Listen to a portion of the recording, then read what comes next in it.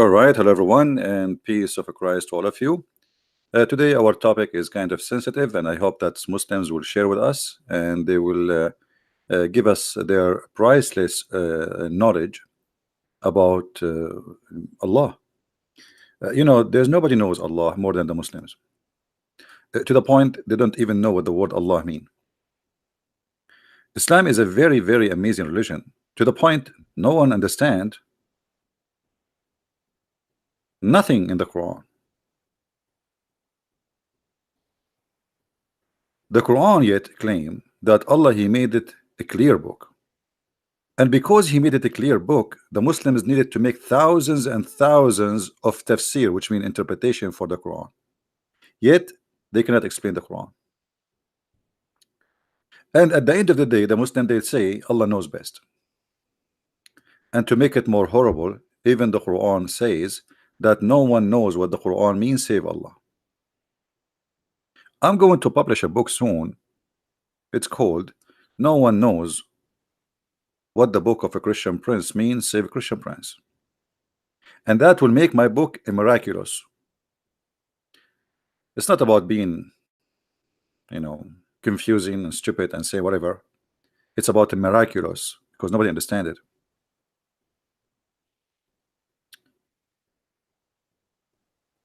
My Skype is open for any Muslim is willing to call us live on air. Please feel free. If you go on YouTube, you will find thousands and thousands of videos about where is Allah. The Muslims, they are trying to tell us, they are trying to figure out where is Allah. How even He exists?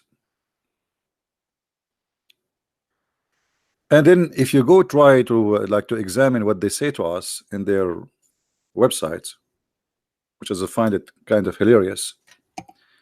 As an example here, where is Allah? Okay, where is Allah? Here we go.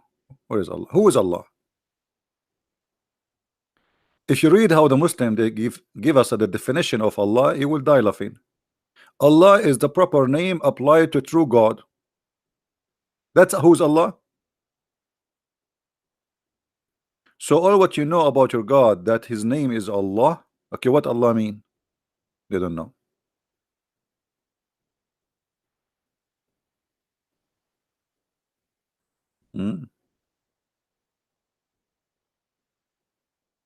Who is Allah? All the excellent divine names and attribute perfection. Allah is one and unique. He has no son. Nice to meet you guys. Allah have no son. He has no partner. He has no equal. He has no he is the sole creator, the sustainer of the universe. Every creature bear witness to His oneness. So why Allah want to kill the pigs? If every creature bear witness for His and what do you mean we bear witness for His creation? Here we go. I don't bear witness. I mean, what is that? Is that a definition, or this is a statement of somebody he believe blindly? All creation they believe in His oneness. Who are those creations? Cockroaches, cats, rats, dogs, goats. What do you mean? So you see here right away, when they start trying to present their God for us, they are making a statement which is silly. What do you mean? What does this mean? I thought you are going to tell me who is Allah. All what you are saying to me, an assumption, a theory, that there's someone you don't even know, you never met, you never heard. Muslims, they never saw Allah, they never heard Allah, never spoke to them, not even once. This is why I call him the muted Allah. Allah is a mute God. And not only that, the Muslim they say to us that Allah, after He sent Muhammad, He went in a strike. Muhammad is the last prophet. Allah is now in a mute.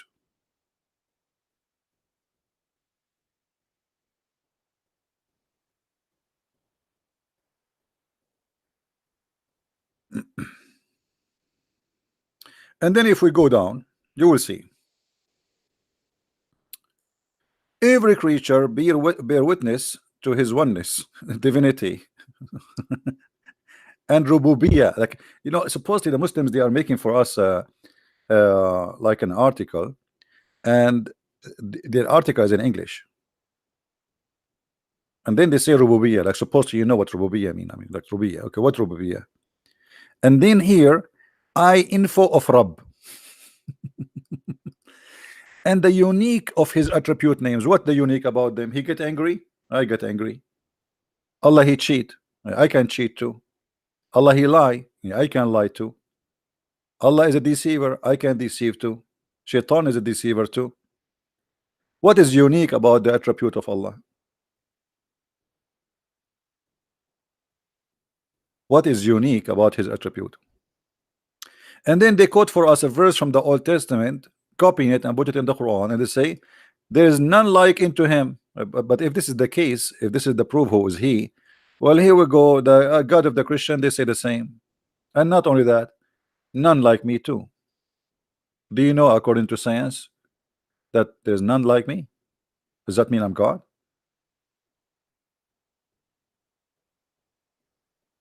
Until now, they fail to tell us who is Allah. All what they are saying to us, a fantasy statement, like somebody he saw a dream, and then in a dream he told us he did not even see who he's talking about.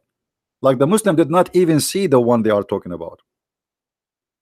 Did Muhammad see Allah? No. Did he spoke to Allah? No. So what Muhammad knows about Allah? What Muhammad knows about Allah, that there is a guy, he came to him and he squeezed him, and he told him, read in the name of your Lord. That's it. How we know that the one who squeezed Muhammad is not the devil? And since when, in order to make you a prophet, I need to squeeze you? What is the purpose of the squeezing? Muslims, they take things without checking it out. An angel of God, yet he is squeezing, he's a prophet. Why?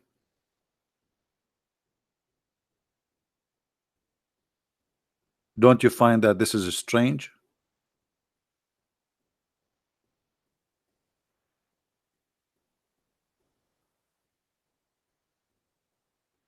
The first time the angel he came to Muhammad, he hold him so tight and he squeezed him 3 times.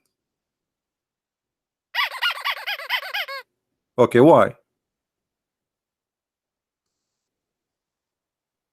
And Muhammad did not even know who is the one is squeezing him. And not only that, he did not even ask him who you are. Have you ever heard of somebody squeezing somebody? He don't ask him, who are you? Stop touching me. Maybe the prophet, he used to be squeezed, so it was normal for him to be squeezed. That's why he didn't ask, who are you?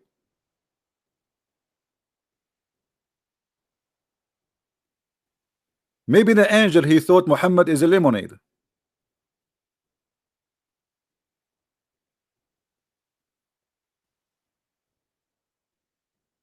All the story does not make sense.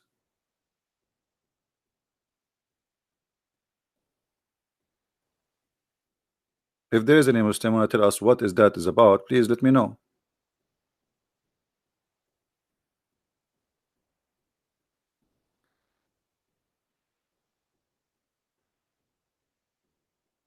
Do we have any Muslim in the chat? My Skype is open in case you do not know. If you like to call me, and you are a Muslim only, please. Only Muslim are welcome to call me live on air.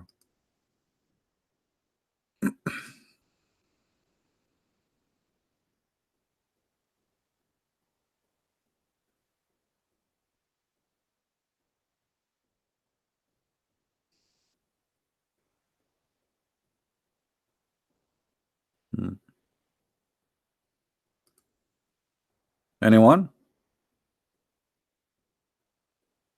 Now let us go to something else. In the same article, they say to us, there's no one share his dominion. So what do you mean no one share his dominion? Isn't Muhammad, he says that his name written in the chair of Allah? Is that the dominion of Allah? The chair of Allah is not even free from the name of Muhammad. When a Muslim convert to Islam, what he have to admit? He have to say Shahada. What the Shahada? Is it saying that God is Allah? No. You have to say Allah and Muhammad. So Muhammad and Allah, they share dominion. Not only they share dominion of the share and the authority, they share the dominion of knowledge. If you go and search in the Hadith,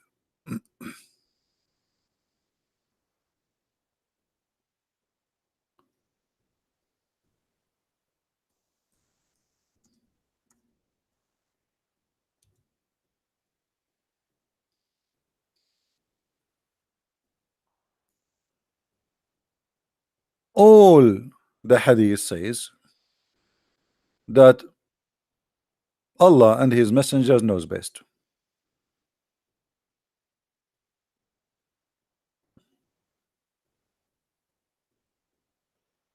Is the dominion of knowledge shared by Muhammad, which mean Allah and Muhammad, they have the knowledge? What do you mean when the Muslims and Muhammad agree with them that Allah and His messengers knows best? What does that mean?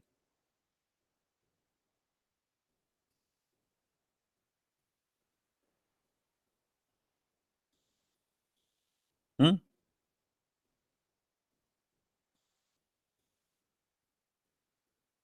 How Muhammad, he is sharing the knowledge of Allah? And you notice how they associate the name of their God with the name of the man who his name is Muhammad, claiming that Muhammad have the knowledge of Allah and Allah share the knowledge of his own with Muhammad.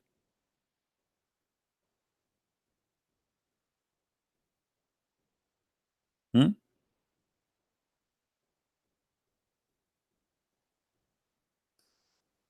Allah and his apostle knows best.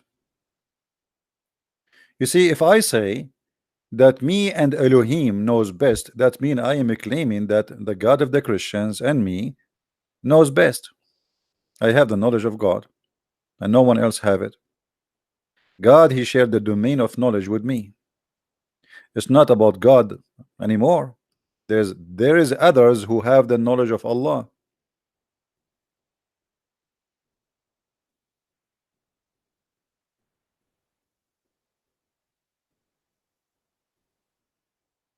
Do we have any Muslim want to say anything? In the top of that, the Muslims, they say to us that Allah, he sent 124,000 messenger.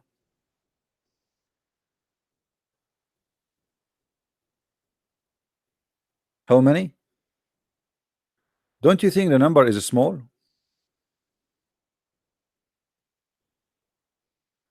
And here you see the madness. Allah, he sent 124,000 messenger and Muhammad is the last one. Why? I mean, is that fair? Mankind today, they are like guided and there's no need and that's it.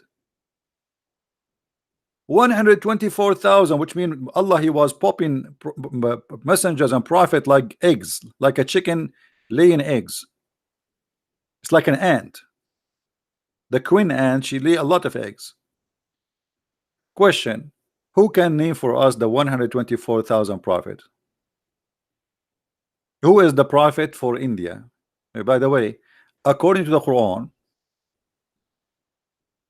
the yellow pages of Allah, it says that Allah, he never sent a messenger except in the tongue of his own people. وَمَا أَرْسَلْنَا مِنْ رَسُولٍ إِلَّا بِلِسَانِ قَوْمِهِ. What does that mean? Chapter 14, verse number 4. And we never send a messenger save with the language of his folk. So he have to be from them, speaking their language. Not only he speak the language, he have to be from them. But this verse destroyed the whole religion of Islam. Anyone knows why? What's wrong with this verse?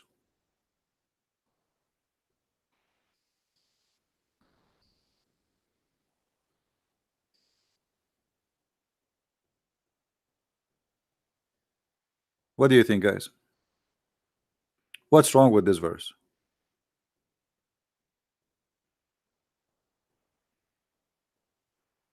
How old is Earth? That explained the huge number of prophets. My friend, your God Allah, He created the Earth, and then the Earth is supposedly the history of man since the time of Adam, and the time of Adam is not long, really far. So where is the prophets? I'm asking very simple questions. India alone have hundreds of languages, hundreds, I think maybe 400 languages. That's mean Allah He should send 400, at least 400 messenger to India alone. 400 prophets. Name one. Can you name one for us? And this verse have a problem, big problem. Actually, Islam is shish kebab because of this verse. Who noticed what the problem with this verse? Who noticed? This verse is a disaster. This verse is a disaster, proving that the one who wrote the Quran is an idiot.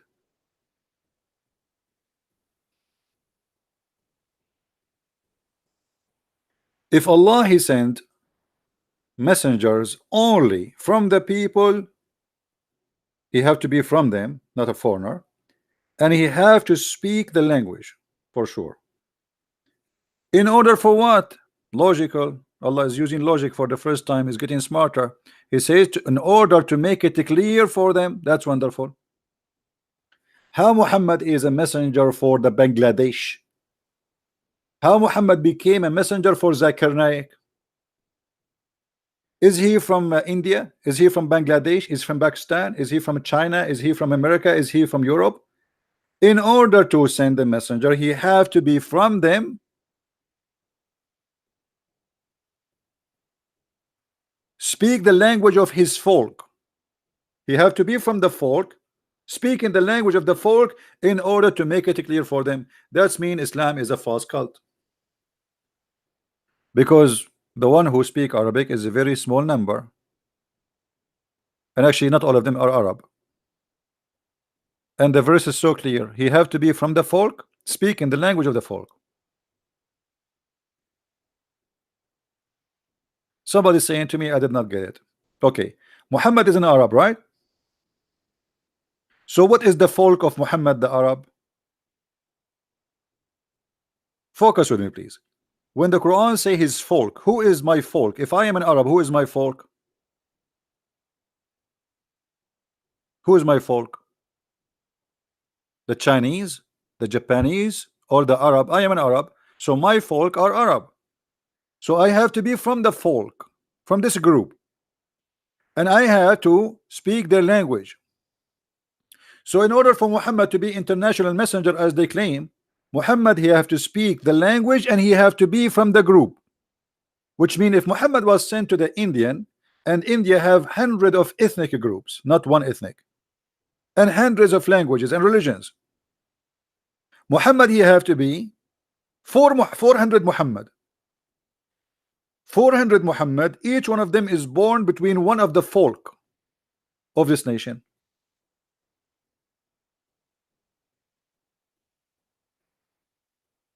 Are you getting my point? And the Quran is so clear. Why? The message will not be clear to them unless he speak the language of the folk. Do you see it? This is not me saying that. This is the Quran, and this is your translation.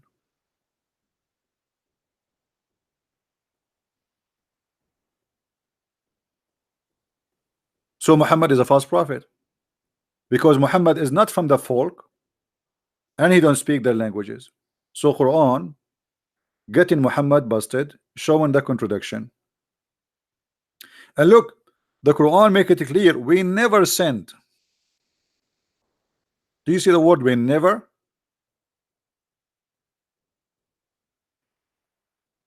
We never sent, no exception.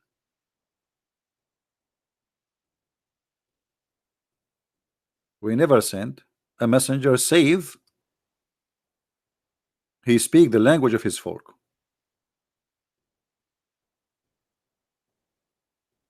Islam is a very silly, stupid cult.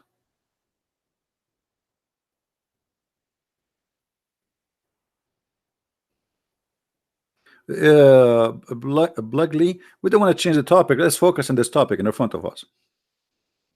So here you notice that the 124,000 messenger, they have to be, each one of them at least, speaking the language of his people. But if we go in the Quran, we will find that the most of the messengers are to the Jews.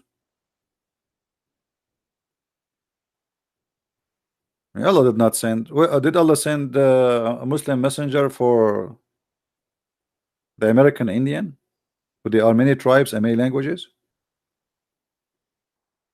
Did he send to the Chinese, who there are many nations and many languages? Did he send to the Russian? To what is that is about? And when the Quran says, in order to make the message clear for them, that's mean Allah will not send the message unless it is in your language, so you will understand it. Is the Arabic a clear message to Zakir Naik? Shabir Ali, Zakir Naik, Ahmad Didat, all of them, they share one thing: none of them speak Arabic.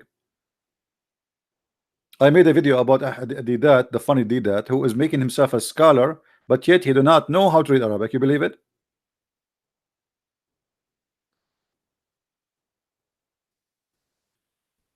So now we go back to zero. There's no way that the God, if this is a God who is saying this verse, he is the God of Muhammad, because the God of Muhammad made it clear: I will never send a message to you unless it is in your language with the prophet from your people, in order to make it clear for you.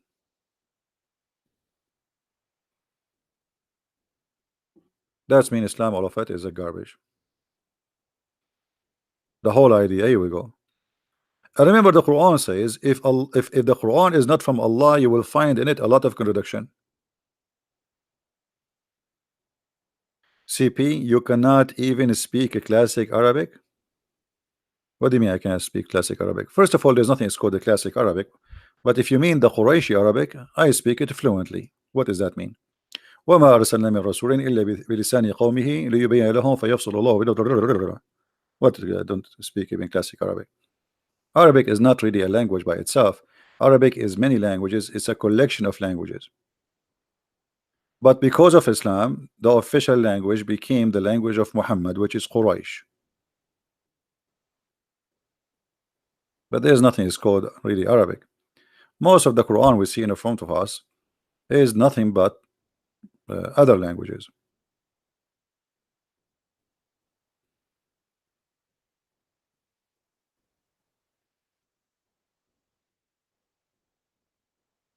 And just to show you how Islam is funny, if you remember Muhammad, he said that Allah, he sent him the Quran in 7 dialects.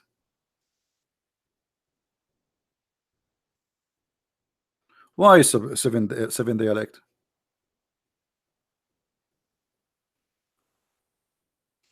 Why is that? Muhammad, he explained, he says that because the Arab cannot understand the Quran.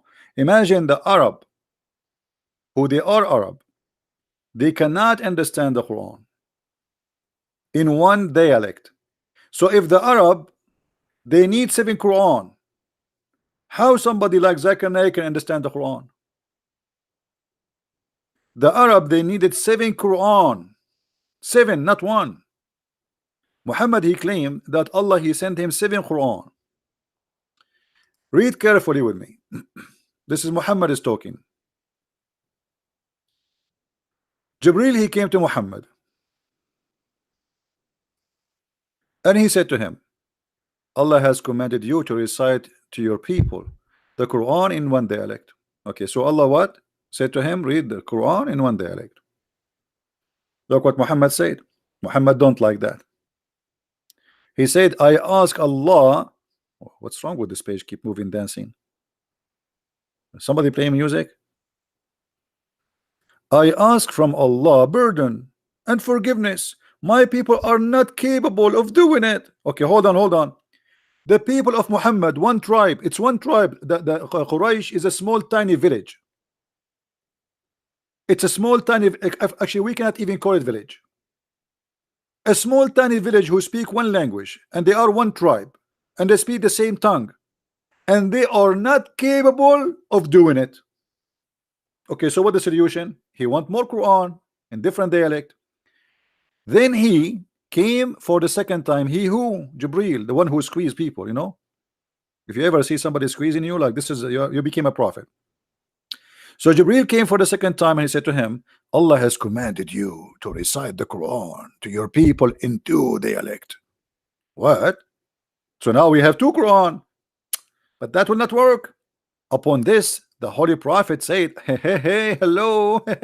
What are you talking about? I seek pardon and forgiveness from Allah. My people would not be able to do so. Okay, so now we have two Quran. Still, the Muslims cannot understand the Quran and they cannot even like read it. It's not enough. Two Quran. So Jibril, he came back for the third time. Jibril is like the pizza boy. Go back, go back, go back, you know. Okay, he came for the third time. And he said to him, Allah has commanded you, brother, to recite the Quran to your people in three dialect. Are you happy, Prophet? The Prophet, no, he's not happy. He said to him, no. Oh, hold on, hold on. I ask pardon and forgiveness from Allah. My people are really very stupid. They cannot handle it.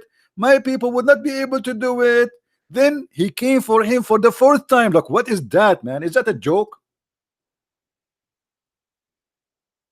Is that a joke? If the Arab cannot understand the Quran unless it is 7 Quran, how someone who live in Bangladesh he can understand the Quran?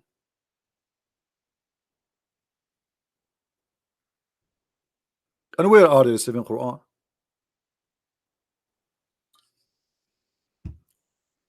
And in this story, and then the angel he keep going backward forward until it became 7 Quran.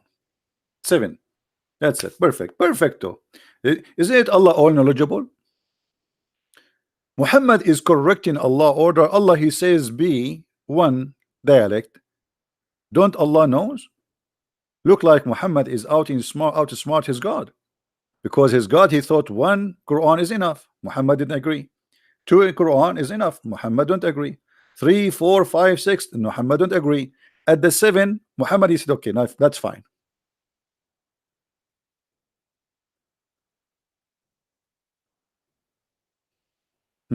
Look what Fadi he says to me. You know, Fadi, I feel sorry for him.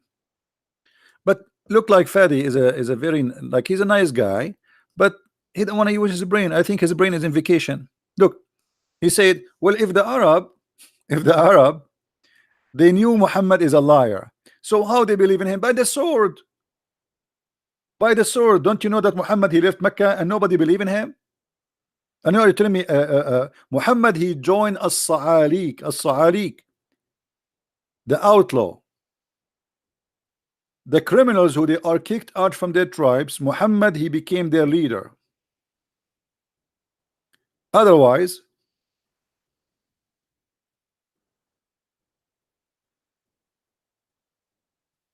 the Arab they said hundreds of times that this is nothing but stories, fabulous stories, fairy tale story,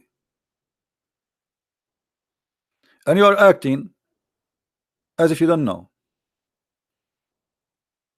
They accuse Muhammad that he is stealing information from many people who they live as slaves in Mecca, Assyrian slaves,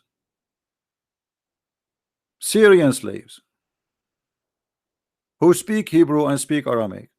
And Muhammad he answered them in the Quran, saying to them, and we know well that they say only man teach him. They knew he is because he go and listen to those guys, and falsely, you know, because this is a clear Arabic. You know what a clear Arabic? We just show you where it says in the Hadith that the Arab cannot understand it. How it's a clear Arabic yet he needs 7 Quran. I mean, do you see how clear it is? It's a clear Arabic, but yet he needs 7 Quran. But what is behind the 7 Quran for reality? Muhammad he cannot repeat the same verse twice. So in order to cover his lies, he says, oh yes, actually there's a video made by a guy, his name Samshi. I don't know if you know him. Shamshi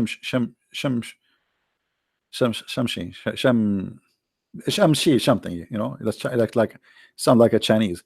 So Shamshi he said that there is 2 Muslims He was reading a hadith, supposed to refute us as a Christian. Two Muslims, they were reciting the Quran differently, and they fought over it. The first one, he said to the other one, I heard the Prophet saying it differently. The other one, he says to him, you are a liar. The Prophet did not say it this way. I know how he said it. Then one of them, he dragged the other one to Muhammad. He said, I wanted to kill him because he is reciting the Quran wrongly. The Prophet said to him, okay, you recite. The man recited. The Prophet said, okay, this is correct. The other guy, he said, but Prophet, he said, okay, you recite now. The other guy recited differently. Muhammad, he said to him, that's correct too, because this is how Allah, he sent it to me. He sent it to me in 7 ways. So Muhammad, he, in order to cover his ass and his lies, because he cannot repeat the word of Allah twice correctly, he needed to fabricate that Allah, he sent him the Quran in 7 ways. So if I tell you a story today, and tomorrow I tell you the story differently, you cannot say to me you are lying.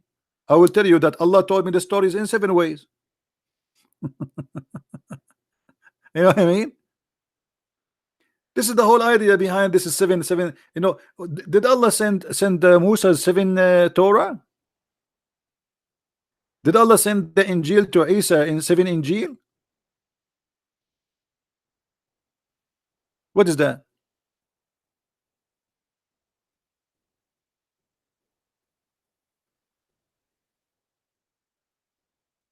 And what he mean? My people are not able to do so.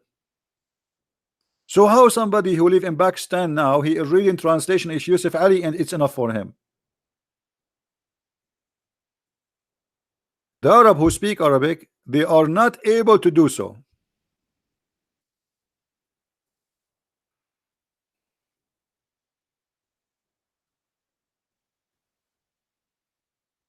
Do we have any blessing from Allah for us today to send us some Muslims to guide us to the truth?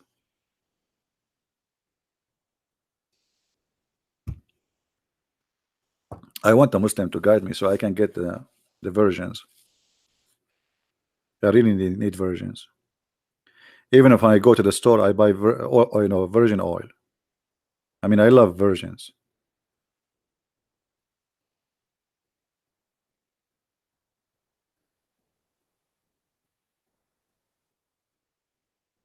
Where is the Muslims?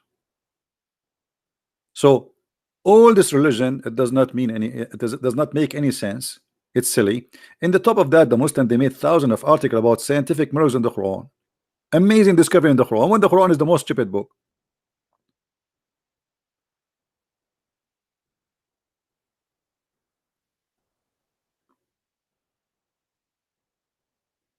Now after Allah, he sent the Quran in 7 letters. Do you Muslims even explain the Quran? Do you even understand the Quran?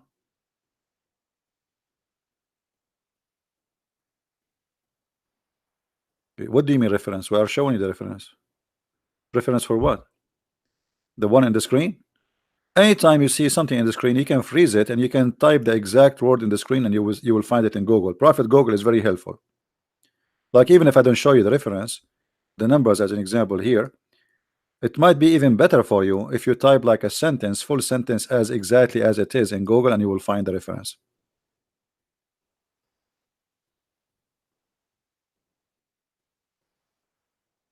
Who is a Muslim would like to show us something? We are willing to change the topic, by the way. If you are willing to show us a proof of Allah existence in any way, in any mean. If you can show us a proof that the Quran is a book of God, please feel free. And we are here not against Muslims, we are here speaking against the cult of Islam. I'm not against you.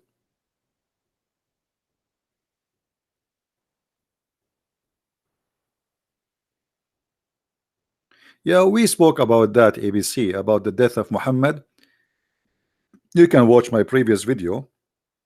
If you go back in my channel, it says who killed the prophet. You can watch it. Do we have any Muslim would like to call us?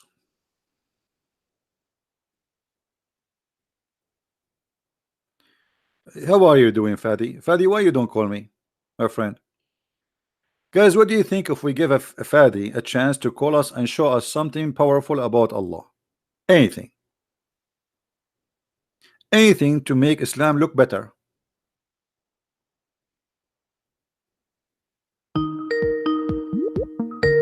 We have a Muslim who get upset always when somebody leave Islam in my channel. Hello? Hey, how are you, Muslim? Assalamu alaikum. Are you allowed to say assalamu alaikum to me? Be honest with me. I'm Sam, man. I'm Sam. Why not? But I No. If you are eating real carrot quick, like a but rabbit, I will hang up on you. Either you speak to me in respect, or I will hang up on you. Are you a rabbit now? oh, 1 second. 1 second. 1 second.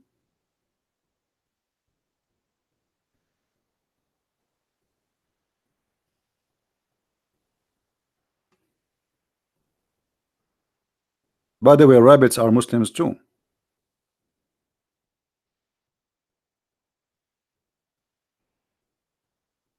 One second. 1 second. Almost done. Okay, call me back. Call me back. Brother. Call me back. The guy is going to shock. Like he's trying to swear it fast now.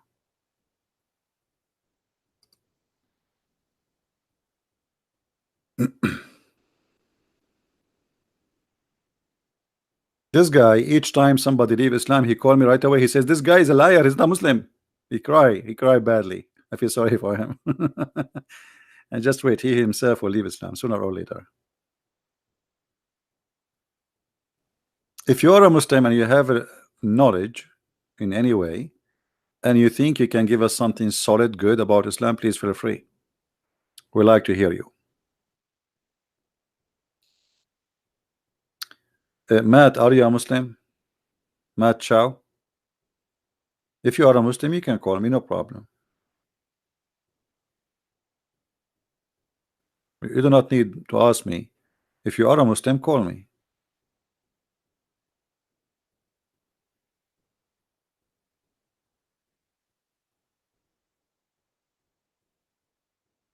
It looks like you are just joking here.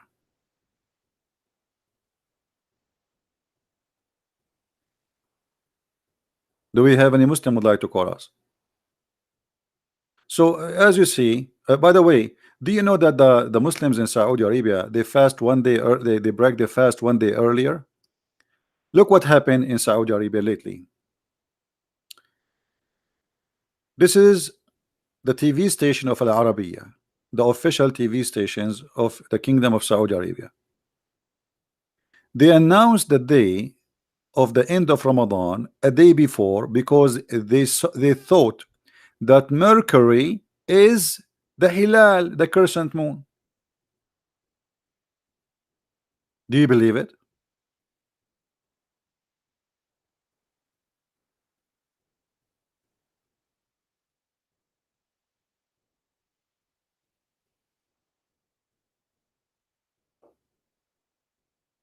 They bought telescope from the American. Look, they are waiting for the Hilal, the crescent moon. And then at the end of the day, they thought that Mercury is the crescent moon. And now all the Muslims in Saudi Arabia, they broke their fast a day before the end of Ramadan.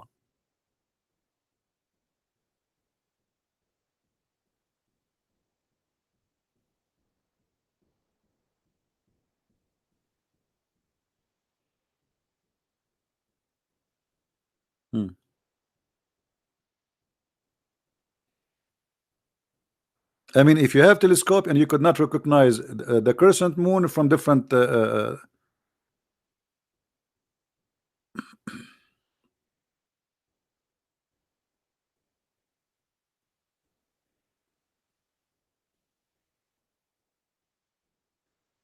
right, Shekik, I'm glad that you are using the knowledge with your mother-in-law, and I hope soon she will leave this cult.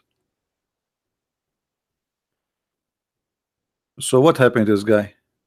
Is he going to call us?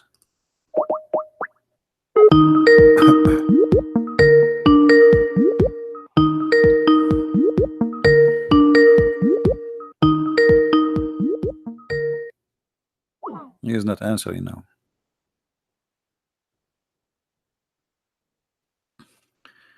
Anyway,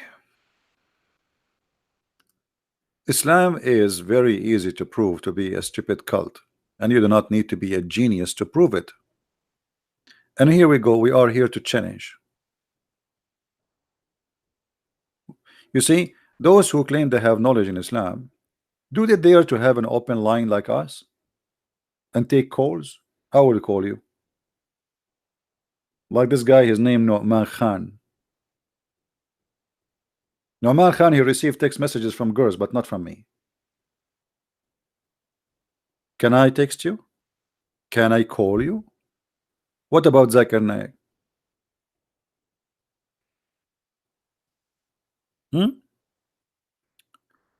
If we ask Zakir Naik about Allah sending messengers only if they speak the language of the people, what Zakir Naik will say? What do you think?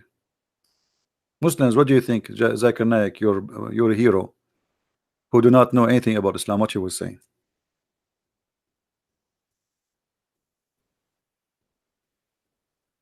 You will come with a fabrication?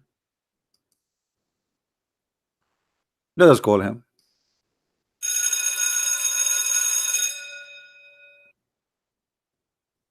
I forgot this ring will not work for him because this is a ring of shaitan. The Prophet said so. Hello? Brother Zakir Naik, Assalamu alaikum, brother. I have a question for you. I told you your name is the Christian print and don't tell your name. I can't get you butted easy. Just take it easy. I did not change my name and did not change my voice. I'm talking to you, brother. What is the purpose of a chapter 14 verse number 4 where it says Allah never send a messenger unless he is from the people speaking the language of the people? So how the Prophet Muhammad can be a prophet for people in India or Bangladesh or Pakistan? First of all, the Prophet, he is welcome to be our prophet and we like it. The same always we say, I am sexy and I know it. Secondly, it's not your business. But we are trying to understand what the Quran is saying, how he can be your prophet if he is not from Bangladesh or Pakistan or India and he don't speak the language of the people. As you see, the Quran says in order to make it clear for them. And let me explain to you. First of all, the Quran is so clear for us, and I will explain it to you. If you go to the book of Tafsir al-Bukhari, it said that the Quran is so clear, and because it said it's so clear, this is why it's very clear. But your answer is not clear for me yet. The Quran says Allah will send only messengers to those who he speak their language, and Muhammad, he don't speak your language, so how he can be your messenger? At the old day, the Prophet Adam, he came to India and he used at that time speak Arabic, and this is why the Prophet, he was the prophet for India too, because we are Arab. Adam, he came to India and India was Arab, and the Prophet, based on that, he is a prophet for India because originally they are Arab. Absolutely, and we can prove it for you. As an example, the Arab, they like to eat rice. We like to eat rice. They like to eat curry, and we like to eat curry. And they like women, and we like women. So obviously we are one nation, and you get your basid. And don't call me again.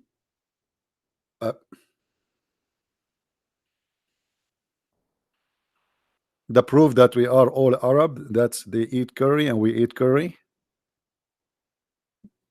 They like women and we like women. Okay, I got the point. I like curry too. I mean, he put me in the corner.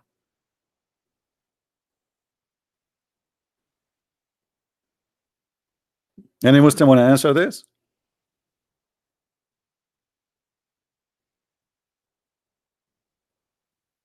How Muhammad can be a prophet to India, Somalia?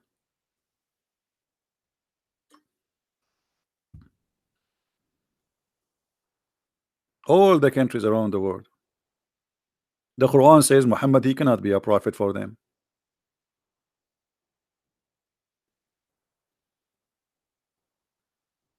And by the way, here there's another mistake. Does the Quran says Allah will send it to his folk? But isn't it the Quran say that Allah, he sent sent Moses and Aaron to Pharaoh?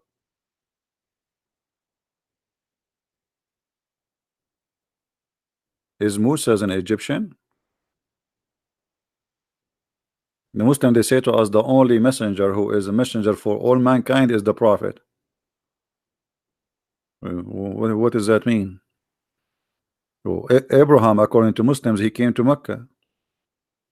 Abraham was an Arab. At that time, there's no Arab.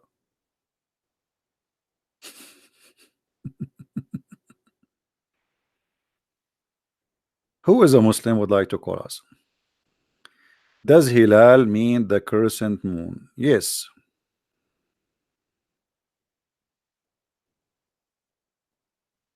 Yes.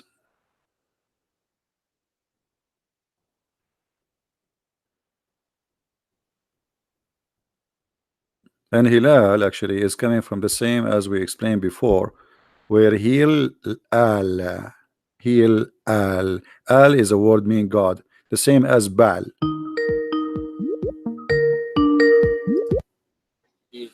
Al is a word meaning Mute YouTube. YouTube. Oh, give me a sec. 1 second, brother. There's many Muslims are leaving Islam, and today there's many they will leave. Are you going to call me after they call and they leave Islam? You will say to them they are liars as usual. No, but if they lie, of course somebody has to correct But them. you always you lie to me too. If they are lying, I mean, how you know they are lying? Are you Allah? No, but you can just tell. I think you are because, God. How you can tell that? You know, I mean, but let us go here. Listen, the Prophet said that Allah told him after he squeezed him, the angel Jibreel, he gave him this verse, says, we never send a messenger save who speak the language of his folk, so they might understand the message clearly. Yes. How Muhammad then became a messenger for all mankind if he don't speak the language of the folks and he is not from the folk? Brother. So what this verse is saying, it's saying a past time. It doesn't say now and in the future. Where it says in where the it past says time. where it says in past time, where it says that. Wait, let me open YouTube. Is a verse now in the screen? Yeah, it's in the screen. Okay. All right, it says Bismillahirrahmanirrahim. Says, and we never send a messenger save with the language of his folk that he might make it clear for them. So it says, and we have never sent in the past time. But isn't it this is in the time of Muhammad? He's speaking now, Muhammad. He gave this verse to Muhammad, right? No, but it's talking about the past time. No, did he give this verse to Muhammad? Now when the Quran also says like no, hold on. Moses to do Did he give it to Muhammad? Now. Okay, did he give this verse to Muhammad or to a different person? He gave it to Muhammad. Okay, talking about when Allah he gave this verse to Muhammad, at that moment was Muhammad a prophet or no? Alhamdulillah, of course. Okay, so he was a prophet, so he just said, and we never send a messenger save with the language of his folk. At that moment, until that moment, we never sent, and the time of what? At the time of Muhammad being exist. So until that moment, which Muhammad is receiving this message, we never send a messenger except he speak the language of his folk. So how you say to me in the past? Yes, in the past, but in the past, in the time of Muhammad, which means in the present. In the present of Muhammad, and since that present, we never sent any messenger unless he speak the language of his folk. So he have to be from the folk and speak in their language. So how Muhammad can be a messenger for the Indian? And the Quran saying clearly, in order to make it clear for them. So what is the reason? In order to make it clear for them that the Quran so if you also send if you send a message in different language, Allah agree that will not make it clear for them, right?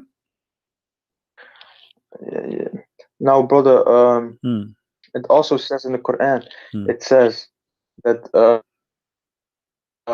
if they just read the Quran, they will understand it through the Spirit. Do you understand the Quran yourself? They just understand if they read it in Arabic. Okay, what your prophet he says no. Your prophet he says he asked Allah for 7 Quran because the Arab they can't understand it. And here they got the hadith in front of us. This is your prophet. This is your prophet saying. This is your prophet saying the Arab, not the Indian. The Arab, who they are Arab, they cannot understand 1 Quran. They need 7 Quran. So how somebody from India he understand the Quran in translation when the Arab who speak Arabic they could not understand the Quran? And Muhammad himself is saying that my people are not capable of doing it. What is that? Not capable? No, but Allah makes them now capable. Allah no. Muhammad saying to Allah, my people are not. Allah he sent. Listen, the hadith in front of us. Are you reading? Do you know how to read? Of course, man. Okay, read. Then Allah has commanded you to recite to your people the Quran in one dialect. One what? One dialect. Okay. What Muhammad respond was? I ask Allah burden and forgiveness. My people are not capable of doing it. How many dialect you are reciting the Quran today? It's commented to said to you people the Quran in one dialect. Upon this, he said, Is it Sahih? Oh no, this is da'if. And what is Sahih? I don't know. You tell me. Are you saying you are to me saying Sahih? What Sahih mean? You tell me what Sahih. What Sahih mean? Sahih is somebody eating too much carrot. What is that say? What's wrong with this religion? I mean, look how funny this religion. Their religion have weak and strong. That's mean your God Allah is weak too. I mean, if Allah Prophet he said that, can't Allah preserve his teaching? Why you Muslims keep fabricating stories? Why you Muslims are you saying to me you Muslims we lie about the Prophet and we fabricate a story about him and Allah he could not stop us? Your God is weak. Here we go. You are right away asking me, is it weak or strong, brother? Which mean, is it a lie story or a true story, brother? Because we Muslims, we write a lot of lie stories about our Prophet. We lie a lot we lie. We like to lie. Do you like to lie? Why you are asking me if this is weak or strong? What does that mean? Explain to the audience. What does that mean? So in the hadiths, yeah, the hadiths are comparable to the New Testament because the New Testament and the hadiths are actually almost the same, but the hadiths are stronger than the New That's Testament. That's false because Old Testament and New Testament is the same. And hold on. We don't have something. Hold on. Stop being silly. Have you ever seen a Christian saying that something in the New Testament is weak and strong? We don't believe in that. That's why it's not clear. So I'm asking you why you are saying to me da'if. Why you Muslims? Why you okay? So if this is not. So you are saying to me that the stories which is mentioned by Muhammad is not protected by Allah. Is that correct? Allah said in the Quran, yeah. He said, "We have brought you the Quran." Is it now not clear? So why this story is written there? If the Quran is clear in one dialect, why you have the Quran in 7 dialect? It's clear. It says people. It says to specific people. Doesn't say to. Doesn't matter if the Quran is clear in one dialect. Why we need 7 Quran? You said to me it's clear. Oh, no, what do you mean by 7 Quran? There are not 7 Quran. There's 7 Quran. There's Quran Warish. There's Quran Hafiz. There's many Quran. You have no idea. Are you sure you're a Muslim? I think you're a liar too. I think you're not a Muslim. I think you're a Sabian. Well, what's a Sabian? Sabian is like your prophet, right? Your prophet is a Sabian. I'm a true Sunni Muslim. So, but your prophet is not a true Sunni Muslim. Your prophet is a Sabian. What is a Sabian? The Sabian is the word Sabian is those who do coloring. They color you. You know, like they put you in the water and they color you. Ink? No, by water. How am I gonna get caught if I go into water, man? So are you saying to me this is stupid? Well, first of all, yeah. If you look at this, it actually says this. It says, I was watching the video while I was eating. Don't change the topic. Don't change the topic. Are you saying to me this is stupid? To color somebody by water? It depends. Because in the Bible, it here says we go. You say here we go. Now it depends. So what depend? What depend? Either you say yes or you say no. What does that mean? No. Well, even if in your Bible it says that God gave Moses another color when he put his hands in his bosom. I'm asking you in your Quran, in his bosom. Yeah, listen. I'm looking at your stupidity. I'm asking you, is it correct? You are asking me what is the Sabian, right? Yeah. Okay. Do Allah do the baptism of the Sabian? So Sabian, I don't know. You tell me. Read carefully with me. Chapter 2, verse number 138. Is it Quran? Yeah, this is Quran, but this is weak Quran. No, Quran strong, brother. What does that mean? You said to me the Quran is clear. Yes. What is the color of Allah? From Allah. It doesn't say of Allah. It's just from. We take our color from Allah. Okay, explain to me. What does that mean? And the best to do coloring is Allah. What does that mean? Who is better than Allah at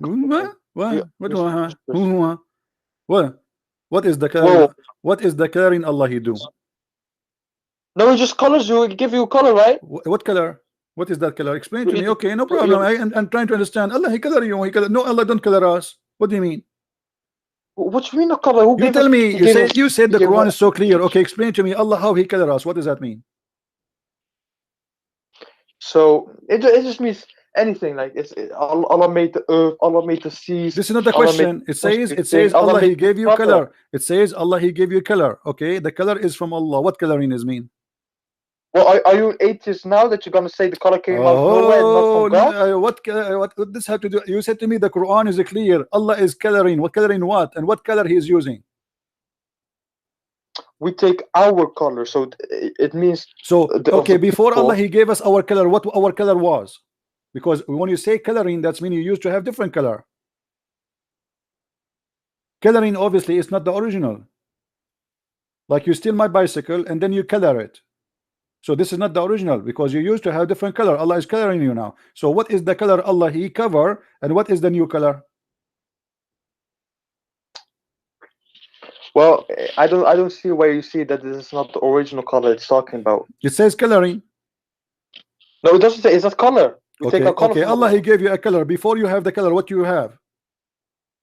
No, but this and who is better than Allah at coloring? That's something different. Okay, don't you think give an example? Don't you think this is stupid? What do you mean? What is the best? Explain to me. What is the best than Allah in coloring? What does that mean? You said to me the Quran is clear.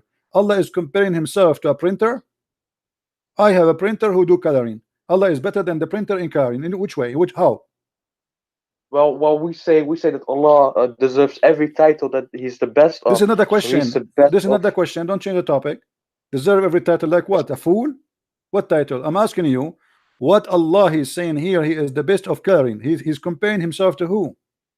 Because when you say he is the best of coloring, that means he is comparing himself to others. Who are the others? Anyone, a living creature, something. Okay, so Allah is comparing himself to creatures. I thought you cannot compare Allah to his creatures. Wait, are you saying that God in the Bible it doesn't say that God is the most high? He is the most.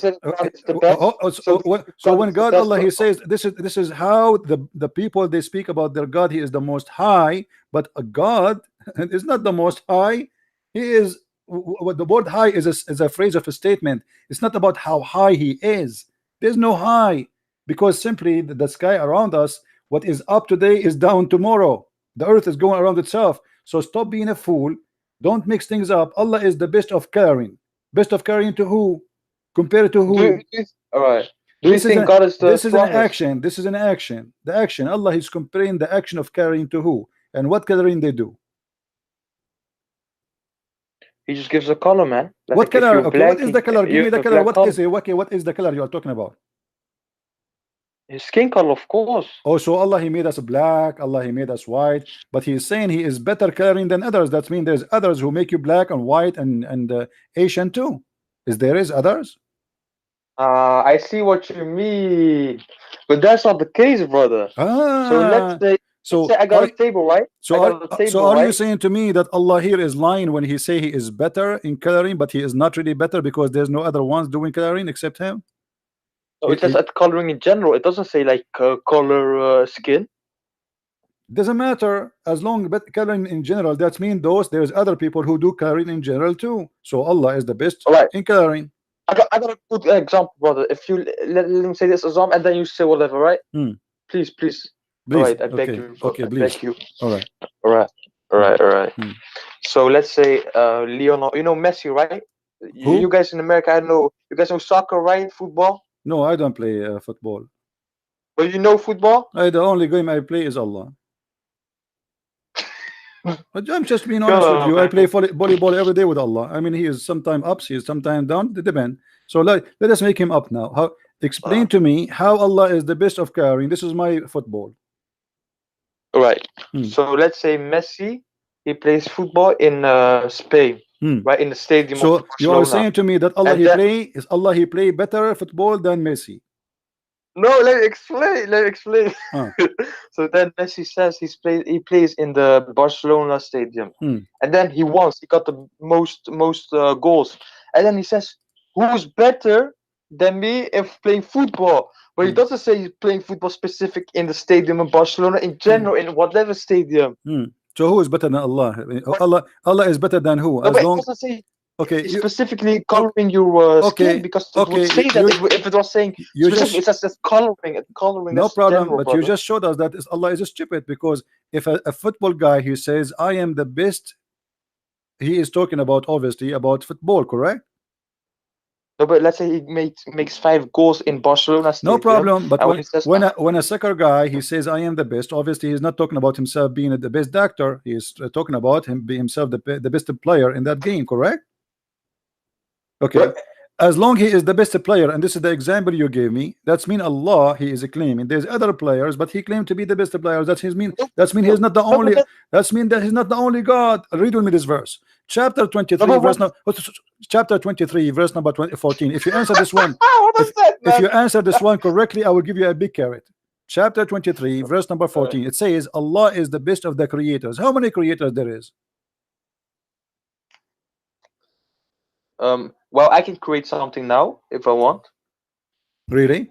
And that will make Allah Yeah, better than you in creation? So you join the club of creators? All of us we know. I can be. No, don't be a fool. We know that Allah he said it clearly that the creation he speak about is giving a life, not about making a table. Don't be a fool. No, but so ground is life, trees are life, but that's also created by God. No, Allah he said he challenged the man and the genie to create even a mosquito or a fly, correct? Let me see, man. What do you mean? Let me see, man. Chapter 22, verse number 73. Allah he says, "O mankind, make like this, like what?" He says, you know, do you worship beside Allah something who will never create a fly? So what is the word the creation in the Quran is about giving life, like creating a fly. Even a fly you cannot create. So when Allah he says he is the best of the creators, obviously he is not talking about creating a table. Stop lying. He is asking, can you create a fly? Do you if I fail at creating something, does that mean I'm a failed creator? What? I'm a creator. If I try to create something, but I've created something different, but I try to, let's say I try to create my friend, life, man. You are not creating anything. There's invention and there's a creation. Creation is you make something come to existence. Invention is something else. Invention, I can stop fooling yourself. In the religion, when we say creator, we mean the one who create things, bring them into existence. Like example, life. Adam, he was a dust. He made him mud. He breathed into him. By breathing into him, he gave him life. That is a creation. Otherwise, the mud, anyone can do mud. Otherwise, mixing dust and water together, I can do it. But I cannot breathe into something and give it life. That is the creation. So now, when Allah he says he is the best of the creators, Allah comparing himself to who? If there is someone else, he do create from the mud creatures?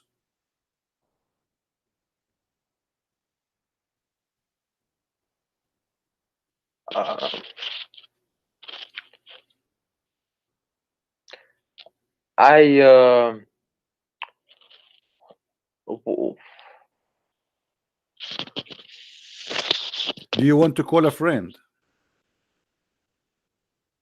Probably, man. What about you take a carrot?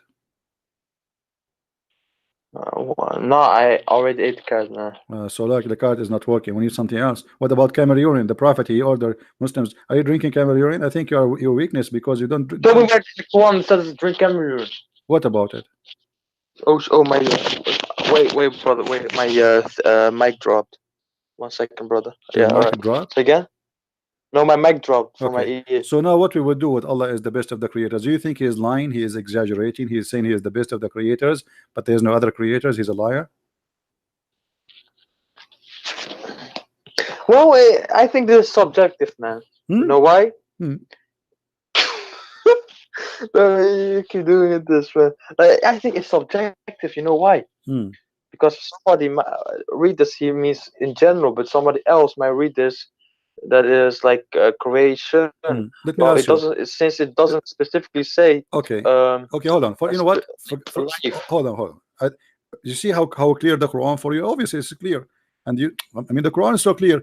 Here it says, and we have created above you seven baths. What does that mean? The Quran is clear, right? There's 7 ways above above you. There's 7 ways. What is that? Yes. What is that? And we're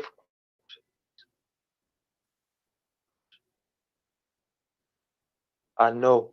Maybe in the tafsir. In tafsir. I thought the Quran is clear. Okay, what about? I will give you something easier. You see, you said the Quran is clear, and we send down from the sky water. Is that true?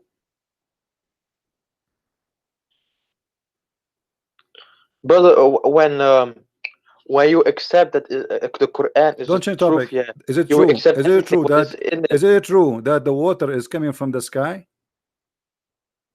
Yes, from the clouds. So where is the ocean coming from? I thought the cloud is coming from the ocean. Water in measurement, and we give. Which one is created first, the cloud or the ocean? No, the cloud. Look. Even before there was any water, there were no clouds. I'm asking you. So which one? Okay, no problem. I'm asking you. Make it simple for me. You know, I'm not smart like you. I don't eat carrot too much. Which one is created first, the cloud or the ocean?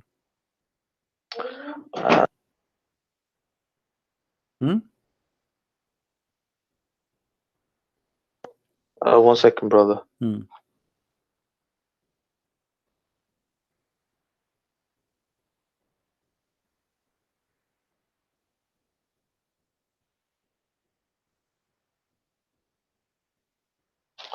Could you repeat that question? I'm sorry. What do you mean repeat the question? I just said the question to you 3 times already. Okay, I will squeeze this time with the question, because Muhammad, he was squeezed when he became a prophet. So I will squeeze it 3 times and give you the question.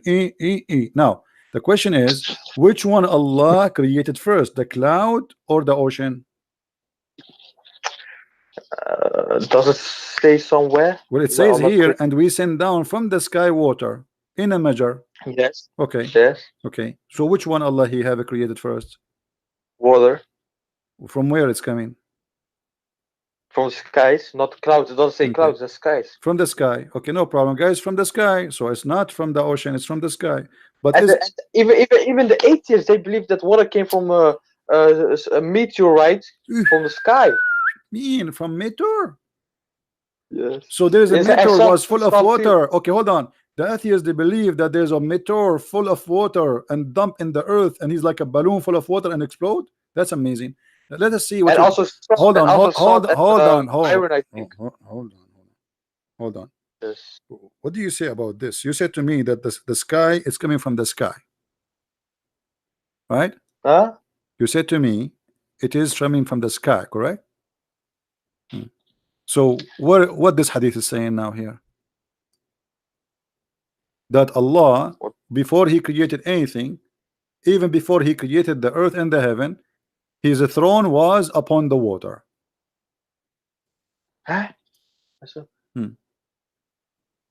Allah ordained the measures of quality of the creation 50,000 years before he created the heavens and the earth, and his throne was upon. Yeah, so what is the water was? There's no earth, there's no, no but it doesn't mean what was created in the sky. It says the what was brought forth to my us. Friend, hold on. Listen. It doesn't mean the general water was created from the sky, brother. Abdul, listen. It says the water we have today. Okay, Abdul, listen. There's no heaven, there's no earth, but yet Allah has a throne above the water. Where was that water? There's no earth, there's no sky, there's no earth. It says clearly, before he created the heaven and the earth, as his throne was upon the water. So there was no heaven, there was no earth, but yet he was in the top of the water. Where was that water? All right. Now, before I answer this, Christian Prince, brother, I can, if you want now, right now, I will ask smart Muslim Sheikh. What do you mean smart Muslim? Are you saying you're? Whoa, hold on. Are you insulting yourself? Are you saying you're a stupid Muslim? You wanna answer, ask a smart Muslim? What does that mean? I never mind him then. Never mind him. All right. So what? So let me ask you then. No, I am willing All to. I'm willing to help you. If you call live right now on air, your sheikh, and put him in the speaker with us, so I can talk to him. Can you do that? Wait, what? Can you call your sheikh right now, the shaky sheikh, the one who do belly dancing always for you? Can you call him and challenge him to answer me and put him in the speaker to talk to me live? Yes. Okay, do it. Yes. Go ahead. Right now. Right now. Are you ready though? Right now. All right, brother. Okay. All right. If you give me a second, man. Why you're hanging up? Why you hang up? He will never talk to me. Why you hang up?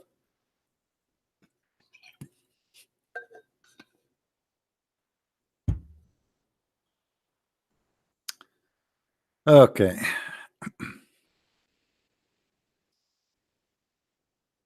Oh boy. Do we have any Muslim in the bushes? I mean, what is this? The Quran is so clear. Yeah.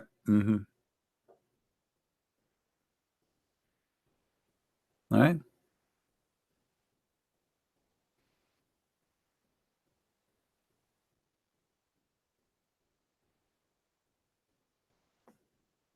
One of the funny thing about the Quran, that Allah in the Quran keeps saying, did you see?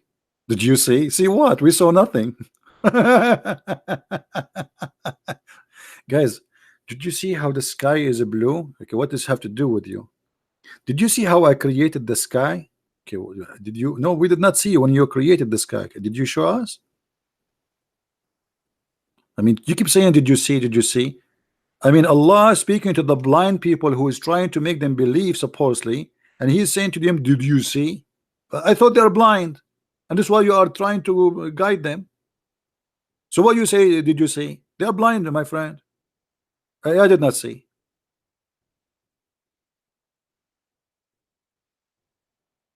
Any Muslim did see? They are the only nation who witnessed for something they did not show. Let us take Shahada. Shahada means witnessing.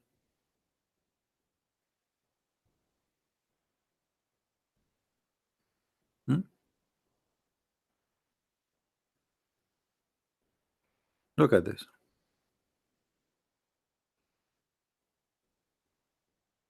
All of this is speaking about, didn't you see?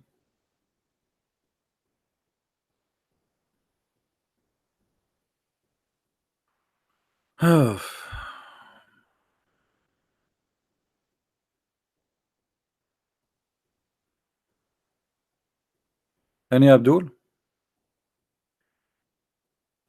I am not taking your call. Yes, maybe you are blocked, Matt, because you are being silly. You are not a Muslim and you keep saying you want to take my call. Why you want to take your call?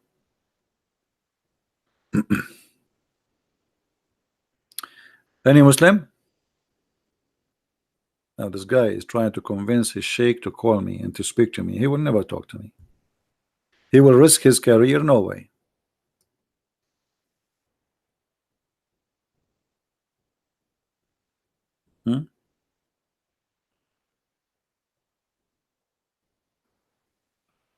One of the funny things,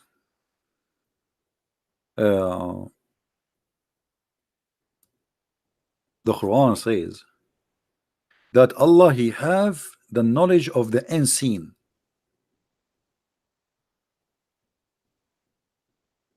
And He can see. But if we do a little examination, we will find that Allah, He have no idea what He is talking about. As an example, Allah created from every kind, male and female.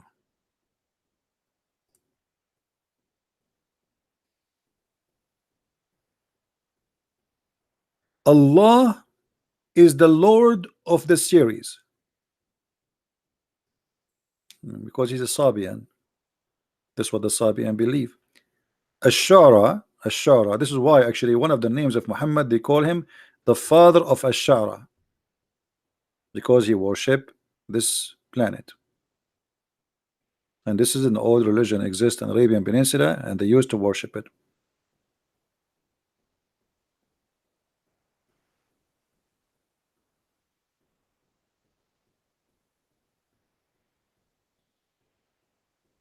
Don't you see that Allah is the one who give life and give death? No, I did not see. Did you see it? Don't you see that Allah is the one who make you laugh and make you whip? No, I did not see. All of this is nothing to see.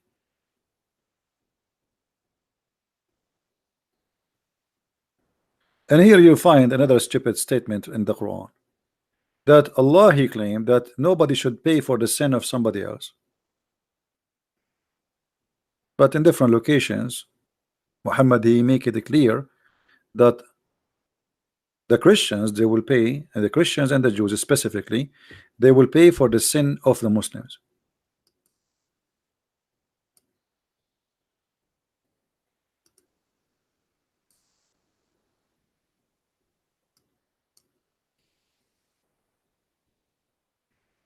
It's a chain of contradictions and stupid stories.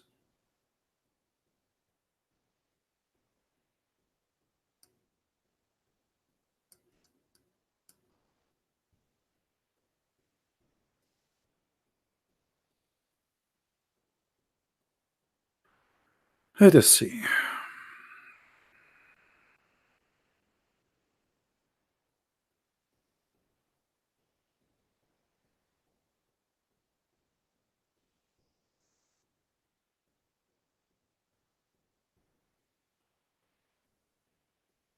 You see how stupid is called?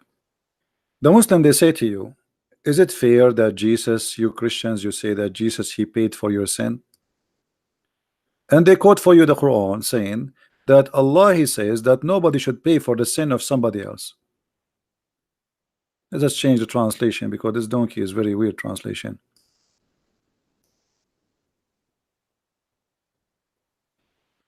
No burden person with sin shall be bear a burden of sin of another. Quran. Okay, so what Muhammad is saying here?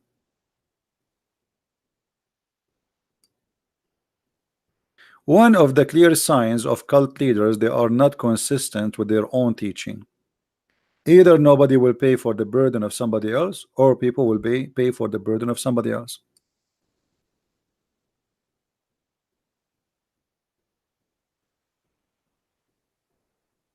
Any Muslim? Which one should follow? Muhammad teaching or Allah teaching?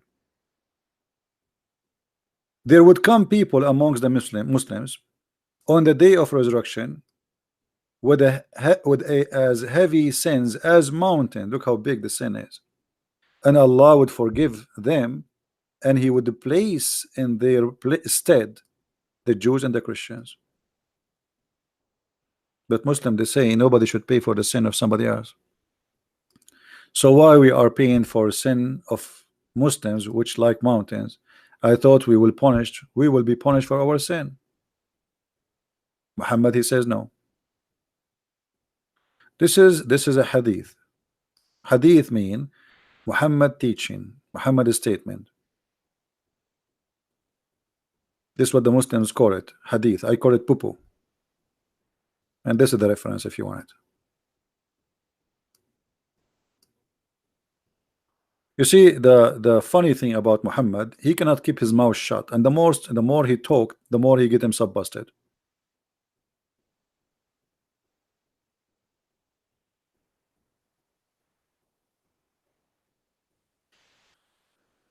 Matt is not a Muslim, guys. You know what? Let me block this guy. It just became annoying.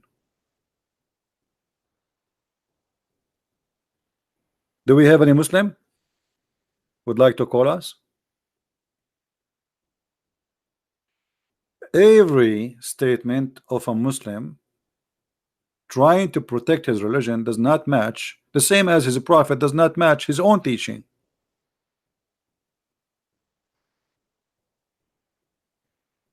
How a prophet of God, he says statement against what his God told him? Any Muslim can tell us?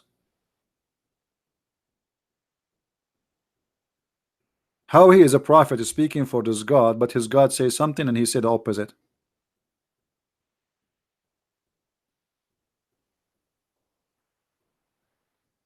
Hmm?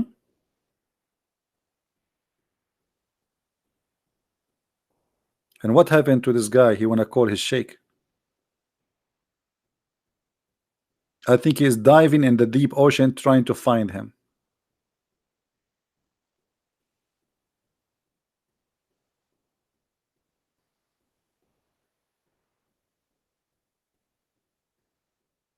الوتين والأبهر ليسوا من مرادفات هل تكلمت عنها.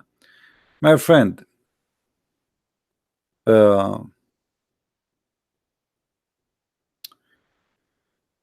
الوتين, when a Muslim he says to you that the word watin is not the same as the abhar,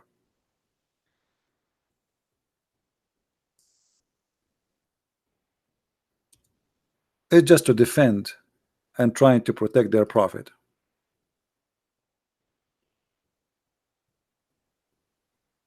Which is not true.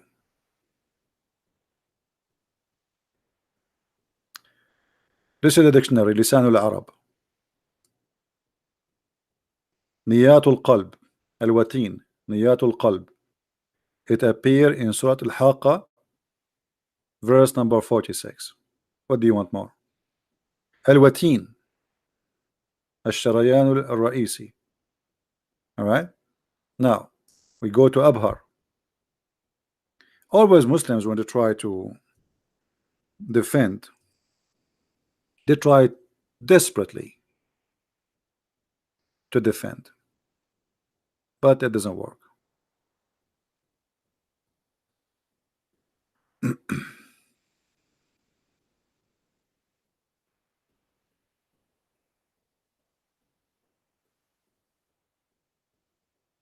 Let us see.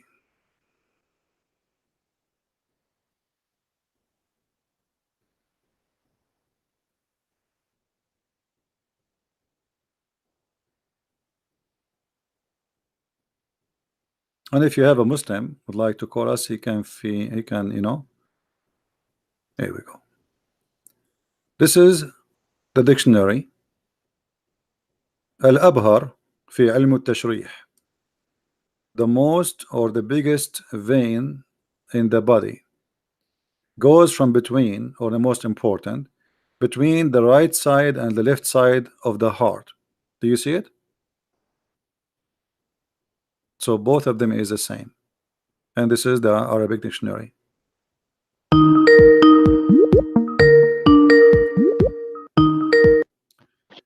Yes, Abdul. Assalamu alaikum, brother.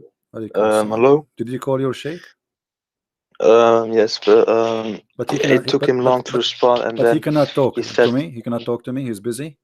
"No, but I got somebody else." Then he's Okay. not so knowledgeable as the sheikh, but he's you know, your sheikh is a not bit more knowledgeable. knowledgeable than me. Your sheikh is not knowledgeable.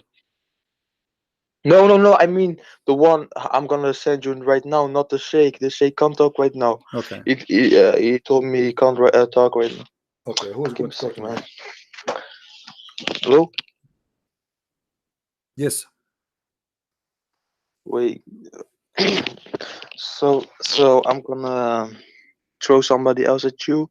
This guy, he's also smart. He's not the sheikh, but you know, he's smart. I learned some stuff from him. He debates Christians sometimes, but he has also a lot to learn. But he's smart. So if you could add him, I will type his name in the chat. Just invite him to the chat. This is the best way, so we will not look for him. Just add him to the chat. Okay. How can I do that? Oh, persoon toevoegen. Yeah, you can invite him to the chat. You can invite him. Yes. Give me a second. And then if you want, you can hang up, and he will talk to me alone if you want, or you can stay with us. All right. Let's see.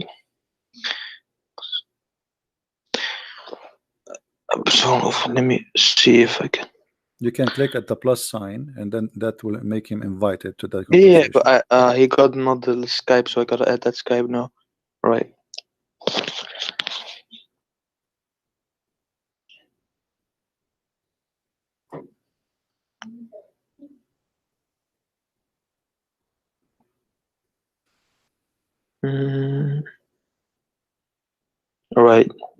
something. Ik zal toevoegen.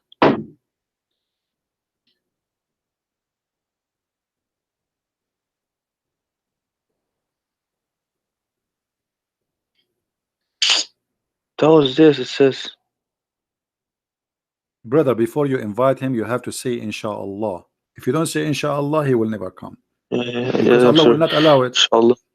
I did marry 99 women and I have sex with them all in one night, and I forgot to say inshallah before I started, and look what happened. I don't have kids until now. In the call. Yeah, I'm sorry for this taking a bit. Let me see.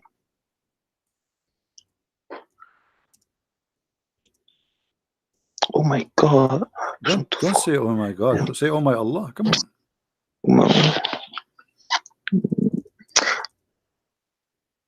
Well, I type his name. If I press add someone, I type his name. It says, I see some other account when I type his name.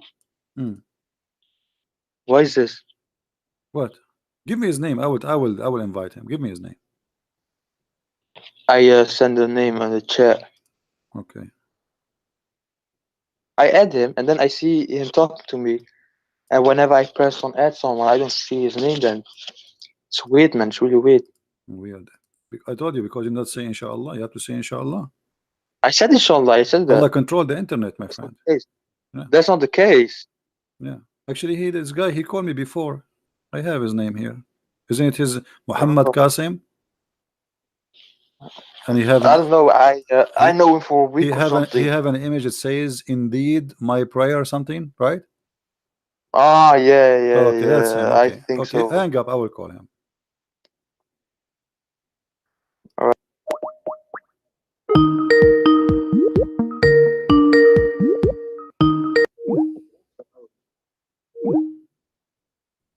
He did not accept the call.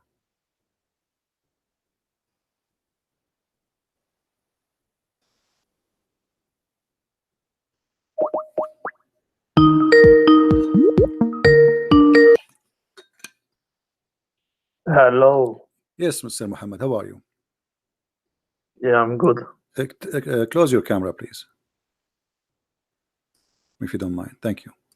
All right. We have a hadith here. We asked your brother, he could not answer. It says that Allah, his throne was above the water before he created anything. Do you agree with that? Yep. Where was that water? So it was in a place where it's beyond our imagination. We can't comprehend it. Okay. So Allah has a throne above the water. Yep. What is above Allah? Allah does have a direction. So He does have a place. No, there's direction. Because if you say to me, okay, if I say now, let me draw something in the screen. I don't know if you can see my screen. If I say that this is the water, okay, this is the water, and then Allah throne is here above the water, okay, that means we have now direction. We have down and we have up. Yeah, so we have a direction of we have the direction of the throne and the water. All right, but so we don't have the no problem. Yeah, we don't have So the direction of so no problem. Allah. In the direction of above the throne, what we have above the throne? Nothing. Like, is that are you speaking of knowledge or speaking like you're just guessing? No, this is with the verses of Quran where Allah says He does istawa on the arsh. We say that refers to like His authority. So we don't say literal, and it's not like literally Allah sitting or something like that. No, it says that He is sitting because the Quran says, you see the word istawa, it's mean He level Himself. It does not mean that not He sat, it's set. And same time the Quran says that Allah is carried by 8 mountain goats. 8 what? 8 mountain goats. The 8 angels, the carry the throne. They are mountain goats. How they mountain goats? Well, I don't know. Your prophet, he says that. Are you making fun of your prophet, my friend? Let's have a look. Okay, let us see.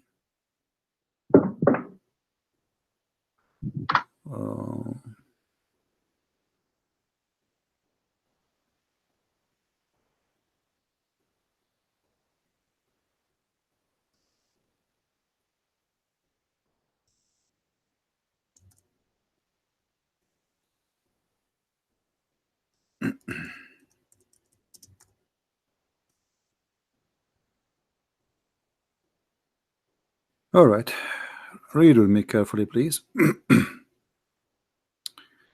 The hadith here is saying there's like 7 heavens above the earth, and the heaven which is above at that similar distance go until the count 7 heaven. Above the 7 heaven there is a sea. This is the water we are talking about, and the distance between whose surface and the bottom is like the distance between the heaven and the next. Above that there is 8 mountain goats, and the distance between their hooves and the haunches is like the distance between the heaven and the next. And above that is Allah. Do you see it?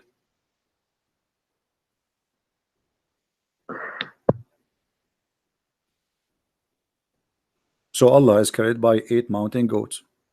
But it doesn't say he's carrying anything. He's saying that above that, the 8 mountain goats, the distance between. He is above them.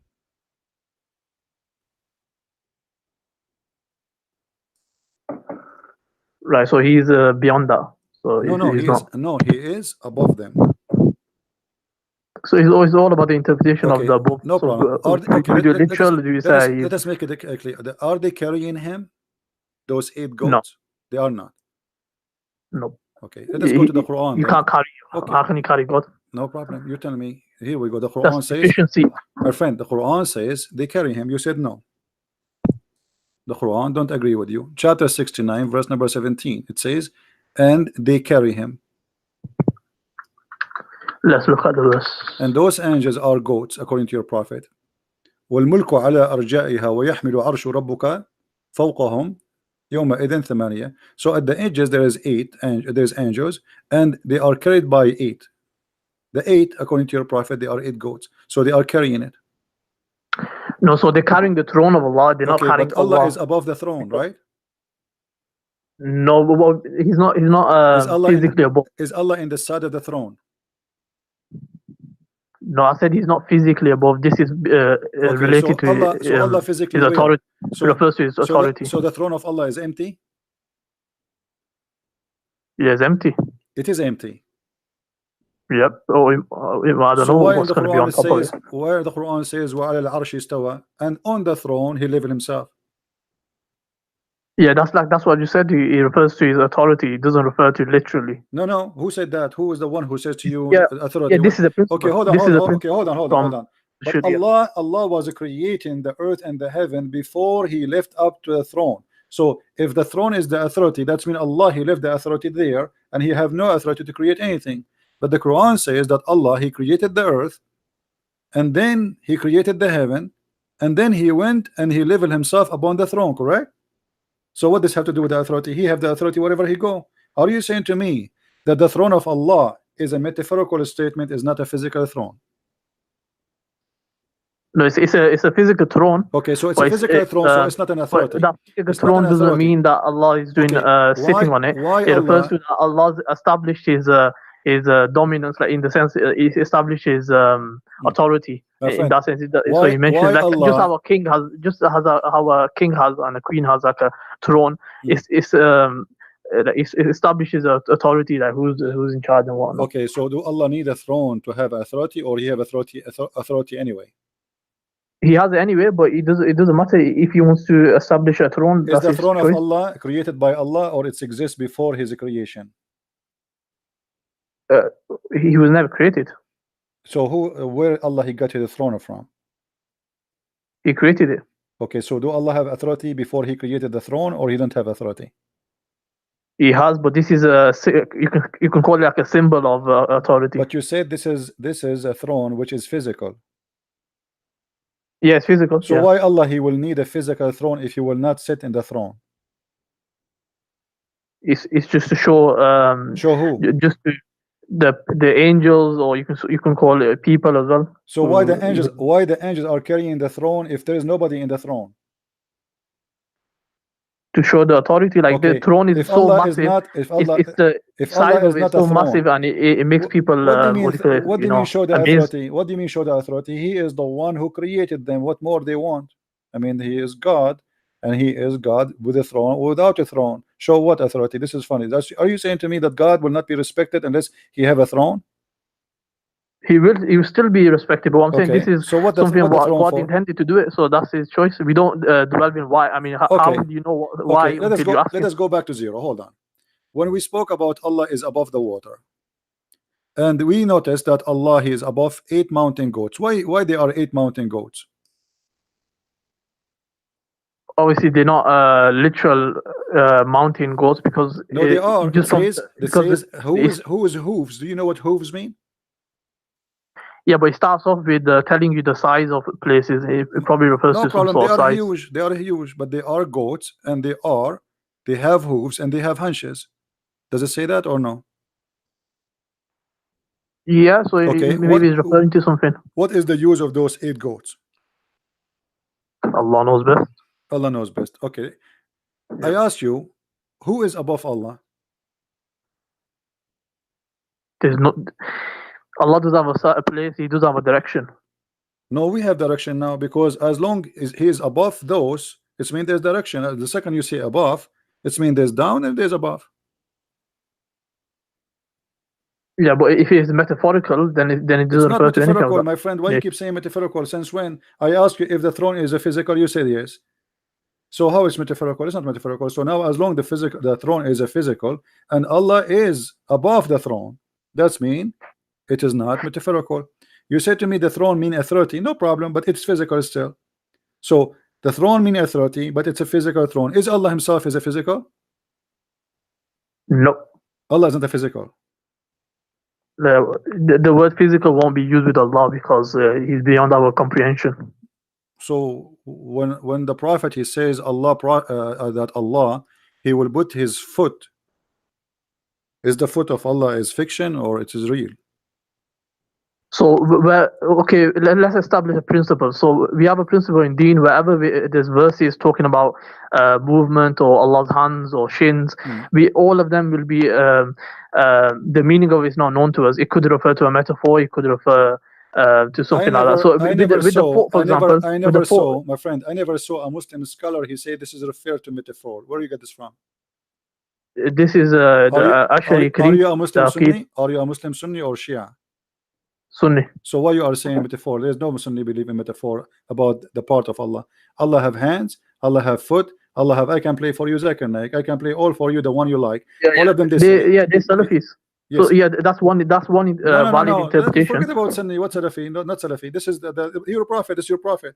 Your prophet. He said clearly, Allah he put his foot over the hellfire, and the fire will say, "Are there more to come?" Tell Allah he put his foot over it, and it will say, "Qati, qati." Enough, enough. Yeah. Okay. Yeah, I came across this before. So is that a real foot or not? No, it's not literal. How you know? Based on the principle of Islam. What the principle? Where is the principle? Show me where in the principle it says that Allah is not physical. The verse where Allah says there's the vision cannot encompass him, there's nothing like unto Allah. So as soon as you say hand, foot, you're given likeness. So whenever these verses talk about it, we would say it's not, we would negate that he has a foot, and then we would give a metaphor. So it might be a metaphor, it might be like to stop it. So by foot meaning that to stop it, not literally put his foot in it. Does the Quran say that Allah have a shin? Yeah. Okay, is that shin metaphor or it's physical? It's not physical, it's metaphor. Are you sure? Yep. Okay, let us examine this. This is in the Quran, chapter 68, verse number 24. We will go to the hadith. He's going to reveal his shin. We will go. Okay, his shin is what? What his shin? Is it authority too? It could refer to his glory. It could refer to the glory of Allah, himself. The glory of Allah in his shin. No, you could refer to himself. The shin could be like himself. He's going to reveal himself, so people will see him on the day. All people will see him in paradise. No, okay. Is that a shin really or a metaphor? You said it's a metaphor, but Allah, He will show His shin. They will see Him literally. Are they going to see Him or they will not see Him? Yeah, they will see Him. Okay, so this is not a metaphor. I'm saying the shin refers to himself. It's not literal shin. What do you mean? It's not literal. They will see him. They will see him as a shin.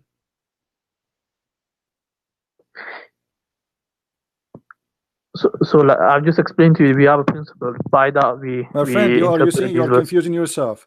Is the shin of Allah metaphor or it's a physical shin? It's not physical. It's a metaphor. Okay. So it refers to something. It could be refers to himself. But you said you will, but you said himself. okay, but you said they will see him. Yeah. Okay. They will see what exactly? We haven't seen him. How can I describe him? No. He said shin. He said he will lay down his shin, bear his shin. He did not say it's a metaphorical. Nowhere he says that. In the same time, he says they will see him. During the lifetime of the prophet, they came to him and they said to him, shall we see our Lord in the day of resurrection? The prophet said, yes, you will do. See him. And then he explained, are you going to have difficulty to see the sun in the midday? They said no. Are you going to see the sun, the difficulty to see the moon? He said no. He said, this is how you will see Allah.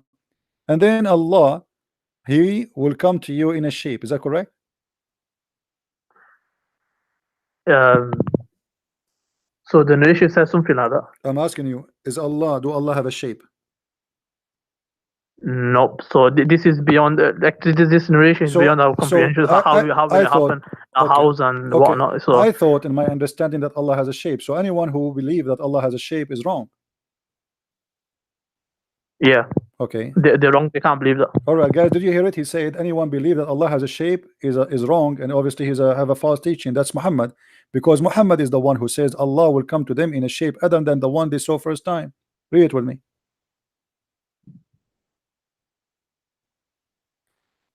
Yeah, that's what I'm saying. I'm saying that this what you're saying, my friend, don't change the topic. You just say the one who believe Allah has a shape is wrong. You're a prophet saying Allah has a shape and he will come to you in a shape. You said to me, and I ask you clearly, do you think the one who believed that Allah has a shape is wrong? You said yes. Muhammad, he says Allah will come to them in a shape nearest to the picture that they had in their mind, according to the translation. Yeah, so when he says, for example, he says here the Lord of the worlds will come to them in a shape and nearest to the picture they had in their minds about him. It'll be so. It could refer to Allah presenting a picture to them. So in that sense, Allah comes to them. But they will see. Look how fast you change your statement. You said to me, the one who believes that Allah has a shape is wrong. Muhammad, he says he will come to them in a shape. So he is inside that shape, and that shape is physical. When you say shape, it doesn't say that though. No, it says that shape. The word shape is a dimension. The word shape is a dimension, and you know that. Yeah. So I know the shape. So Allah is where is Allah? Allah has a shape is wrong. Where is Allah? Allah is inside that shape. Do you agree? Nope. Well, it says that. Read with me carefully.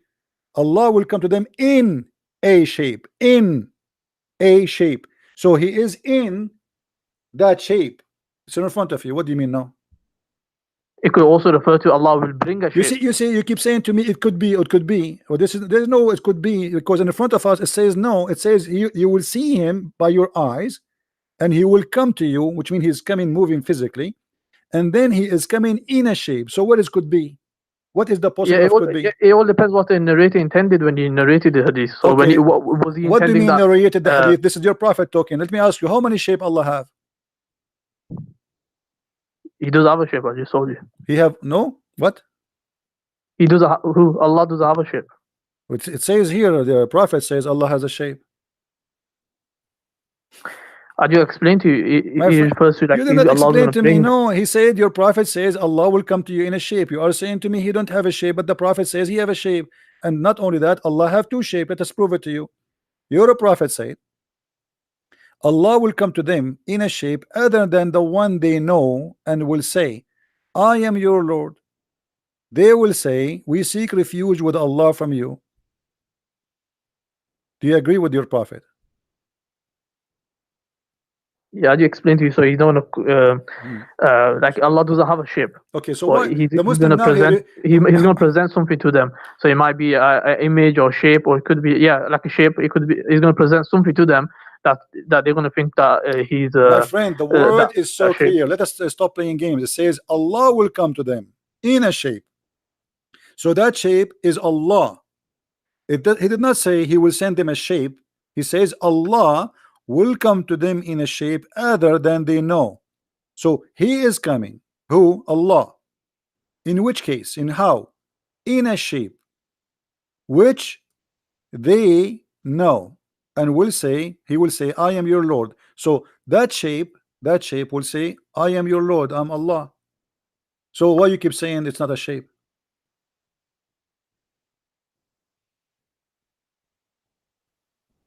Okay, I'll look into it more, find out what's the explanation for this. No problem. How many shape Allah he have? He does have a shape, I'll just explain to you. I mean, my friend, you are really funny. Why you keep saying to me there's no shape, and the prophet he's saying Allah will come to them in a shape. Allah, he will not send a shape, he will come to them in a shape. So Allah now, he have a form, and that form is a shape, and he will say to them, I am your Lord. Who is talking? The shape, which is who? Allah. And you keep saying to me there is no shape. Yeah, it's based on the usul of the Quran. What usul al-Quran? What usul al-Quran? What usul al-Quran? Where is that? There's Show me. nothing like unto Allah. So what? There's Nothing like him. unto Who Allah. said there's something like the shape? Who said that the shape like something else? Who care? It doesn't say, like, you are assuming that the shape is like me or like you. We did not say that. He says he will come to them in a shape. So why you are jumping to make this statement? So Allah will come to them in a shape. We do not know what the shape, but yet the Muslims, he will come to them in a shape which they know, and they will say to them, I'm your Lord. And then they will say, for sure, you're our Lord. How many shape Allah you have? You have two shape. Is that true? Nope, I'll find out more about the narration. No, before you find out, here we go. It's in the front of us, my friend. It's in the front of us. Because Allah, Yeah, first time, he will come to them in a shape. Hold on. Yeah, Allah will come to them first in a shape other than the one which they know. And the Muslims will refuse him, and they will believe he's shaitan. Read me carefully. When Allah, he come to them in a shape which they don't know, Allah will come to them in a shape other than they know, and will say, I am your Lord. They will say, we seek refuge by Allah from you, and you know, this is our place which we will not follow you, you are shaitan. So you Muslims, you refuse what in this Allah here? What is the rejection? that is something fake is going to be presented to them. I'm asking you, what is the rejection? Why you are rejecting Allah now? Allah is coming to you in a shape. What is the reason for rejection Allah here? Why you reject him? He says to you, I am Allah your Lord. You say to him, no, you are not. We seek refuge from Allah from you, which means you are shaitan. Why you Muslim think he is shaitan? Why you reject him? Yeah, like I said, I need to find out more about the narration. You need to find out. Okay, you know what? It's very clear, but you cannot answer it because Allah here have two shape. One shape which is the shape of the devil, and that's why they thought he is the devil, and they say we seek refuge. The Quran say clearly that seek refuge when shaitan he whisper to you, al-waswasul khannas. So when you say we seek refuge by Allah from you, that means you are saying to Allah you are shaitan, and we will not follow you. No, even if you take it literally, that he has a shape and all that, that doesn't prove your point in the sense that, because all he's saying is that Allah's gonna, if you're gonna take your perspective on it, so he's gonna come in a shape, then he's going to, you know, show my image, for example, what they had in their mind. So when they're seeking refuge, from basically the image that they gain portrayed. But the hadith saying Allah will come to them in a shape. He is not saying I will send you an image as you claim. So your statement is false because he himself coming, Allah will come. This is the coming Allah, which is in a shape. Not Allah will send them a shape and the shape will talk to them. So your statement is false. Secondly, from the beginning of the story, it says they said, are we going to see Allah? He did not say to them, are we going to see someone who present Allah? No. The question was, are we going to see Allah? He said yes. And he said, even, do you have difficulty to see the light of the moon when the night is clear? They said no. He said, this is how you see Allah. So they are speaking about seeing. He compare Allah, seeing Allah, to the moon. Moon is a physical, the sun is a physical.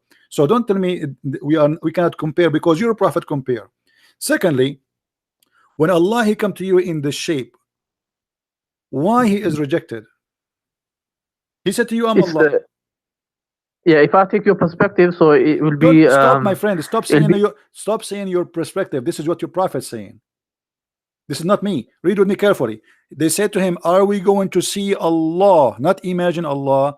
Are we going to see Allah in the day of resurrection? Some people said, O Messenger of Allah, shall we see our Lord in the day of resurrection? He said, do you crowd and squeeze each other on looking at the sun when it is not hiding by the cloud? They said no. He said, okay, do you crowd and squeeze each other to looking at the moon when it's full and it's not hiding in the cloud? They said no. He said, this is how you will see your Lord. So this is about seeing him, and he is comparing him to a physical object, the sun and the moon. So stop saying to me this is your perspective. Secondly, when the hadith says Allah will come to them in a shape other than the one they knew, this is not an imaginary. This is he's telling you a fact, a statement of movement. Allah will come. Allah is coming. Allah is not appearing. Allah will come. Allah will come to them in a shape other than the one they know, and he will say, I am your Lord. In return, the Muslim will reject Allah, and they will say, we refuse you. We seek refuge by Allah against you, which means they believe he's a devil. Question: why they refuse Allah?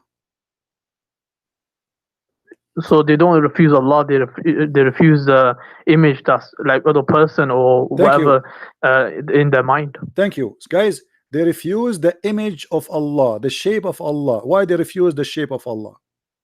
No, this I'm just saying that that's your perspective. So I'm commenting on that my perspective. This is not my perspective. Even then you're wrong. Even then you're wrong. It's in the front of us, and stop playing games, please. It says he will come to them in a shape. Who is the one is coming? It's not an image walking by itself. It is Allah coming. Allah in that shape. And yet the Muslim, they will reject that shape. Why?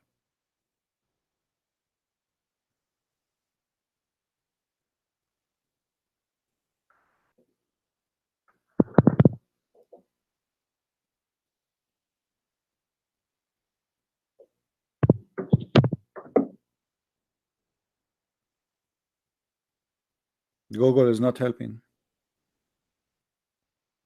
I've already answered that. Yalla. So what's your next point? My point that you Muslim worship idols, because here we go, we change the shape of the idol. You don't follow the idol unless he come to you in a shape which you approve. You will not follow him, even he is himself Allah. Muslims are pagan, they worship idols. So anyone he come to you in a shape which you like, you say, okay, you are our God. When your God himself he come to you, even he is Allah, just because he changed his shape, you spit at him, you call him shaitan, you say we seek refuge with Allah from you, which means you are shaitan, just because he changed his shape. So you Muslim, you follow who? You follow a shape. Nope, like I said, he's going to be presented to them, so he's going to be an image. So Allah, is that Allah? Is that Allah? Is that Allah? Is that Allah himself, the one you say to him, we seek refuge with Allah from you, or someone else? No, that's not Allah. What do you mean that's Allah? Allah will come to them. Read with me. Allah will come to them in a shape other than they knew, and will say, I am your Lord. They say to who back? They say to him. They say to him, we seek refuge with Allah from you. Yeah, like I said, I need to look into it a bit more. So I'll find out. I'll probably get back to you soon. All right, no, in a week. No problem, my friend. Feel free to call me anytime. You can go and search in Google, call your sheikh, and call me back. All right. All right. Okay. Take care.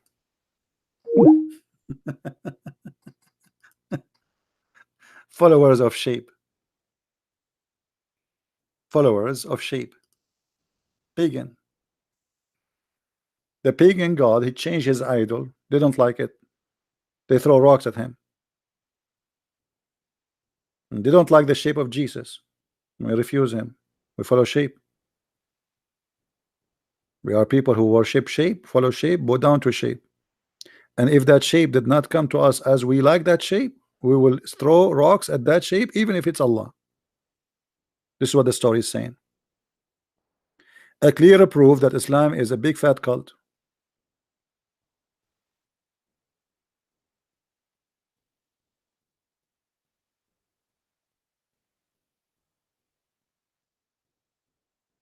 right? It's obvious. And no wonder you refuse Jesus. You don't like his shape. He come to you as a man. You refuse Allah himself. So why you will not refuse? If you agree that Allah is your God, yet just because he changed his shape, you spit at him. That's the whole crime Allah he did now here. What he did, he just changed his shape. Muslims do not recognize their God by anything except the shape. This is what the whole story is saying to us. We are shape followers.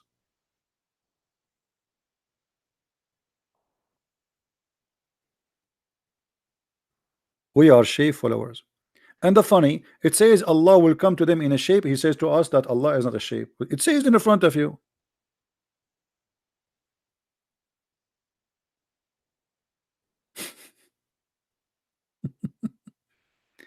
And yeah, obviously Allah is inside his creation because Allah, when he changed the shape, he create. And by the way, what happened to the first shape?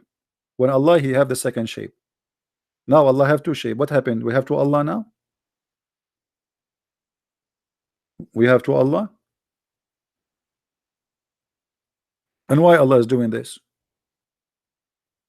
Secondly, if the Prophet of Allah he says to us that Allah will change his shape in the judgment day, why we will say to him, you are not our Allah?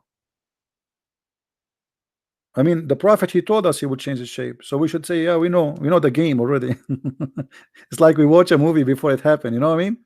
As long he told us what Allah will do, why in the day of resurrection we will say to him, no, no, no, you are not our Allah. We know Allah. He told you that this is Allah. I mean, do you see how silly the story, guys?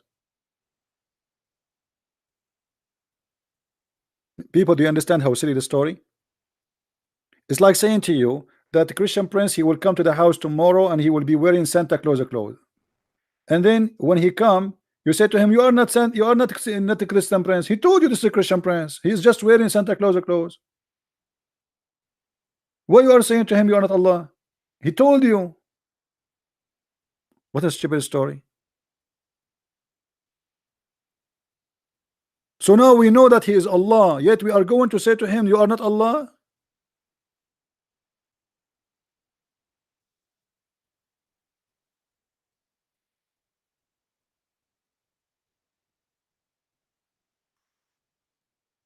Any Muslim?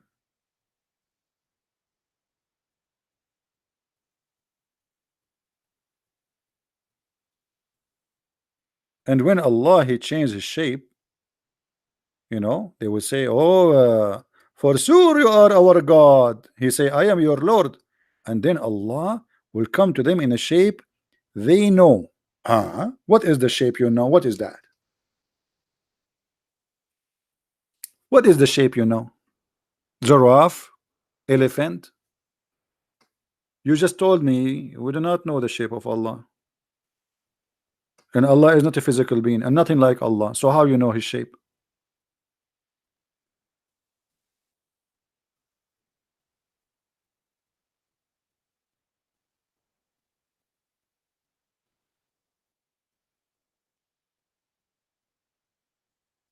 Do we have any Muslim feel like you want to leave Islam? As usual. Who's next want to leave Islam? This is religion. This is the most confusing, funny, stupid stories. So they say to us, how you worship a man? And we don't worship man. We worship God. Can God be whatever he wants? Can God be a man? Or he cannot? So when Allah he become that shape, can he become that shape or he cannot? They will say, yeah, he can, he can. And whatever that shape is, obviously it's ugly because he is ugly to the point they reject him. To the point they thought he is shaitan. What? He have horn? He have two horn in his head? His shape is rejected to the point they believe he is Satan. What is that shape? And why Allah even doing this game? What the point? What the point of this?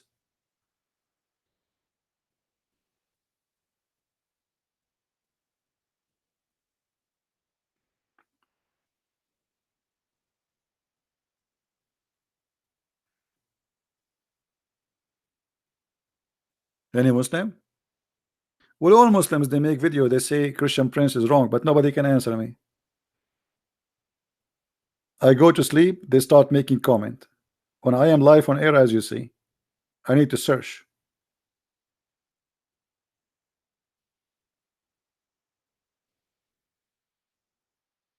We asked them to call their sheikh to call me. Their sheikh, they start shaking.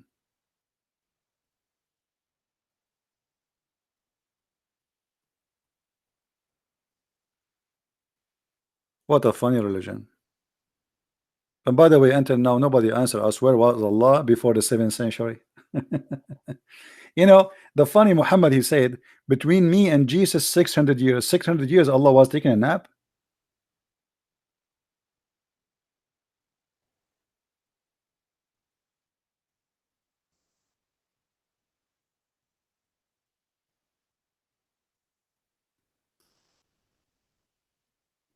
All right, let's see this gentleman here.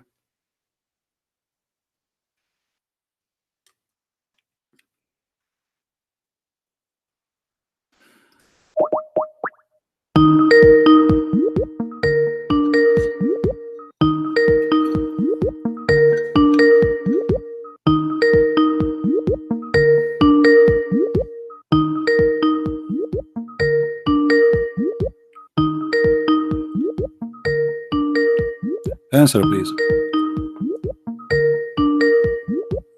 Well, he's not answering.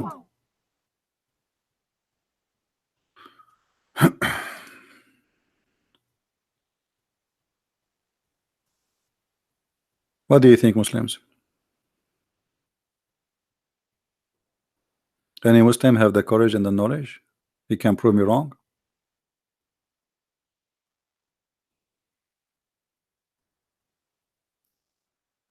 This is a very stupid cult. And look how the Muslim, they try to make it like they water the question.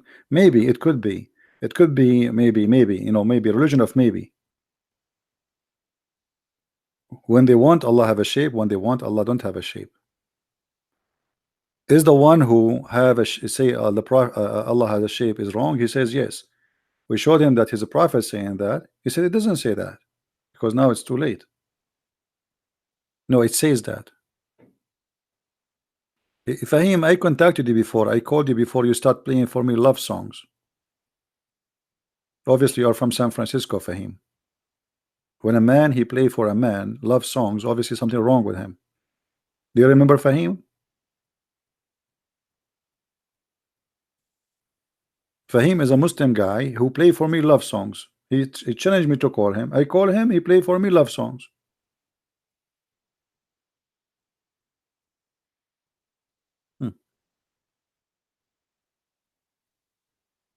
Same as he's a prophet.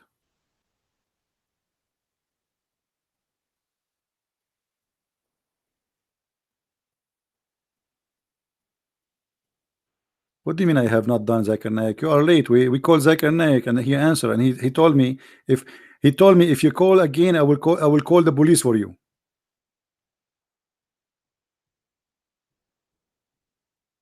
I did, and I called the guy. You gave me his ID to call him. Tribe Tip Beer. I don't know how to read your name. Tip Beer. Beer. I did. He did not answer.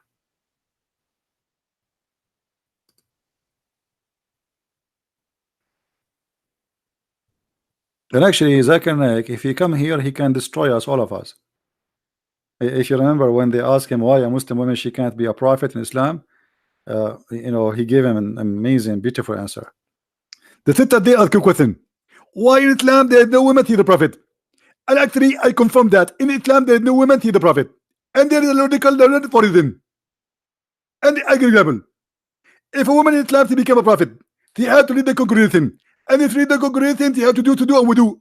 And if you do wudu, everybody will look at her ass. And this is why a Muslim woman she can't be a prophet. Translation: if a woman she came prophet, she have to lead the prayer. If she lead the prayer, she have to bow down. If she bow down, all the Muslim will look at her ass. May Allah ask you. This is the reason a Muslim woman she can't be a prophet, because of her ass. So she lost. She's overqualified, or she is not qualified.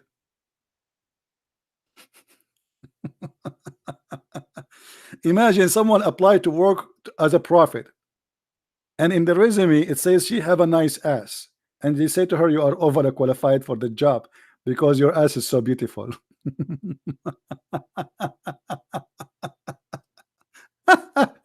And the Muslim like, wow, look brother at this answer, brother. Did you see, brother?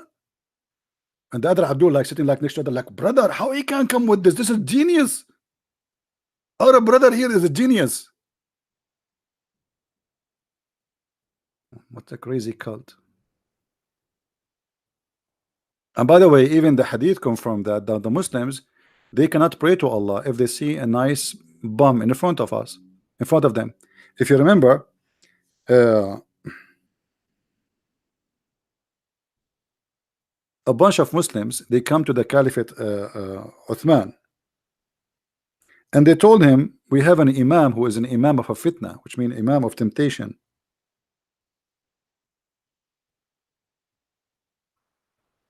They claim that this imam is tempting them and he is seducing them. I went to Uthman ibn Affan while he was he became the caliphate, and he said to him, you are the chief of the Muslims in general, and you see what has failing to you. We are led by the prayer by a leader of fitna. Read carefully between two brackets. Trials, afflictions, etc.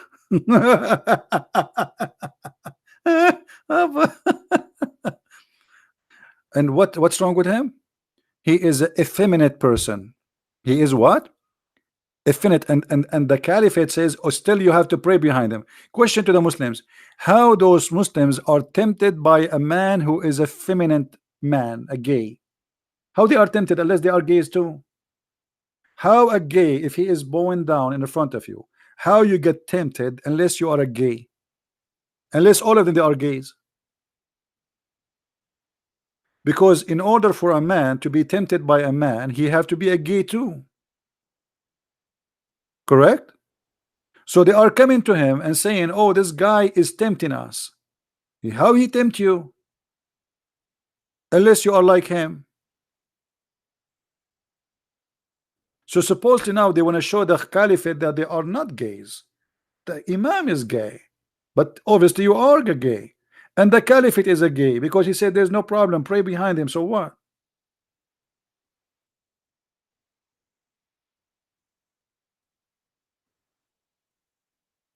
Do we have any Muslim here?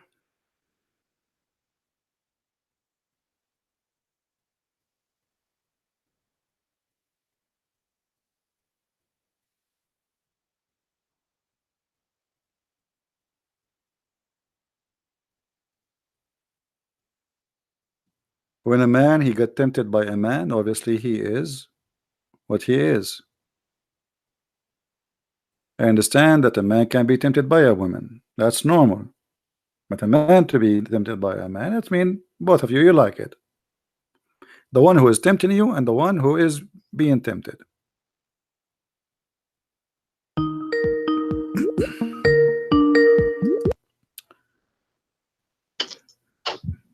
Hello. Assalamu alaikum. Wa alaikum. Thank you. How are you? I'm fine. What do you want to say to us? Good. What was that? So are you a Muslim? Yes. You are a Muslim? Yes. I know, I was looking at your text. Are you sure you're a Muslim? I think so. You are laughing. That's what Allah told me. No. I know, I sound like you are just calling to be a comedian. Are you No. really a Muslim? Yes. Okay, what do you know about Muhammad? But Muhammad? Yeah? He's a messenger of Allah. What his message? His message is that there is no God but Allah and Muhammad is his prophet. What does that mean? It means that there is one God and that Muhammad's message is the authentic message of Allah. So there is one God. So why Allah he says he is the best of the creators? It's symbolic language about the angels. What about the angels? That they are co-creators with Allah. The angels, they create too? With Allah, they Really? help form. Okay, Yes. what they create? What the angels created? So they help him create the world. Really? Like what? Where do you get this information from? It is from Allah Himself. Where? He speaks to me. Where? Allah, He speak to you. Yeah. You must be a messenger too. Yes, I think so. Did He squeeze you too, or He squeezed only Muhammad? No, no squeezing. No squeezing. Do you think something wrong? I mean, don't you think this is missing? No, it's not his complete message. That's why I'm here. Oh, so you are a prophet. Yes. Okay, well, nice to talk to you. We don't have time for trolls. Do we have any Muslim?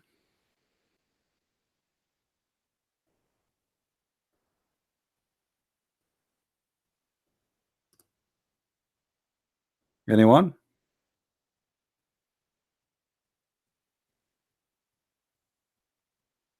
Some people looking for attention, you know. Poor people. Attention. When you are empty, you have nothing inside you, and you want to be seen, you need to seek attention. Some people, they make their skirt short. You do the opposite of what people do. You know, you can go in the wrong highway. Once there was a guy from my country, which is, you know, next to Brazil, like Saudi Arabia, you know, next to the border, and Iran, and you know, South America. He was driving in the highway in America, and he heard in the news the radio station saying that attention, there's a guy driving in the wrong highway, etc.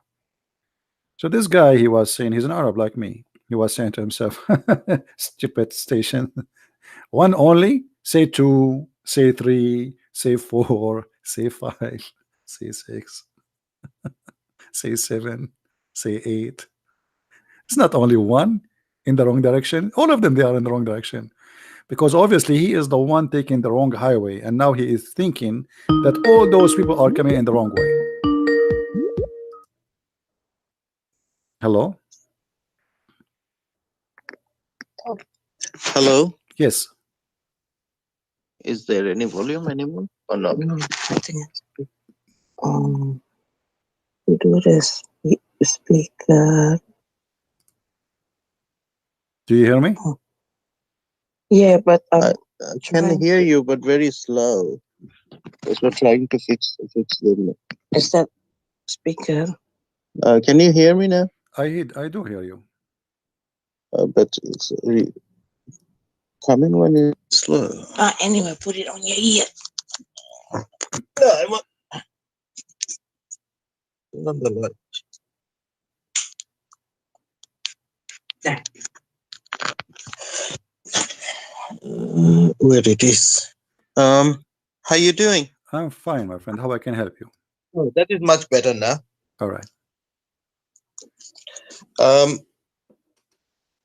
I don't want to go. I heard your few questions and answering. First things, I want to make sure that I'm not going to do any debates with you. I don't debate, my friend. I never debate. Yeah, I Muslims, just want to because discuss Muslims something. are not about qualified to debate. I just try to help them, having a short conversation with them. I'm not debating Muslims. Yes, Okay. that's fine. I have no intention to debate with you. No problem. Okay.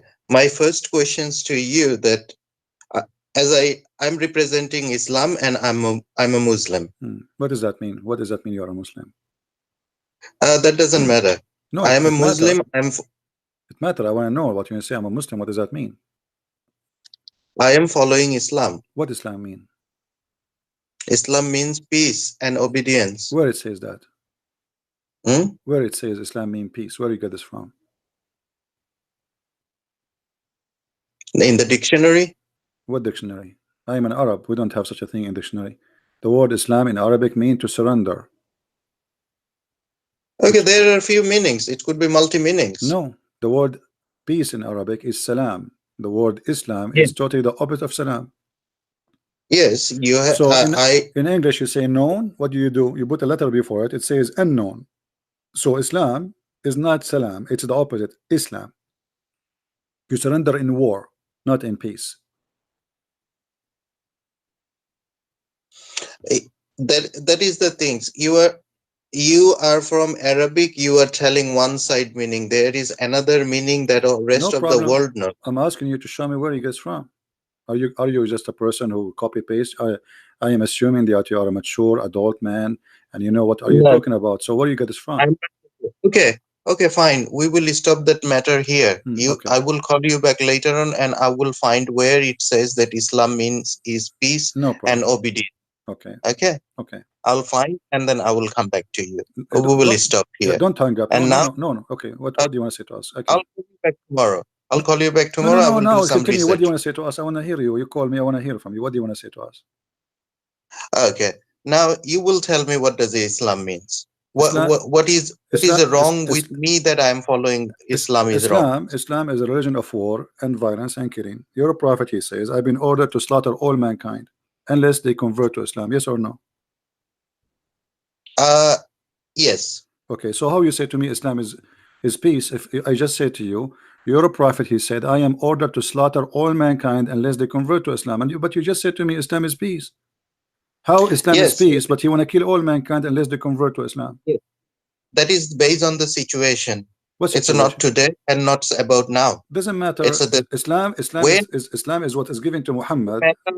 Time you have to go.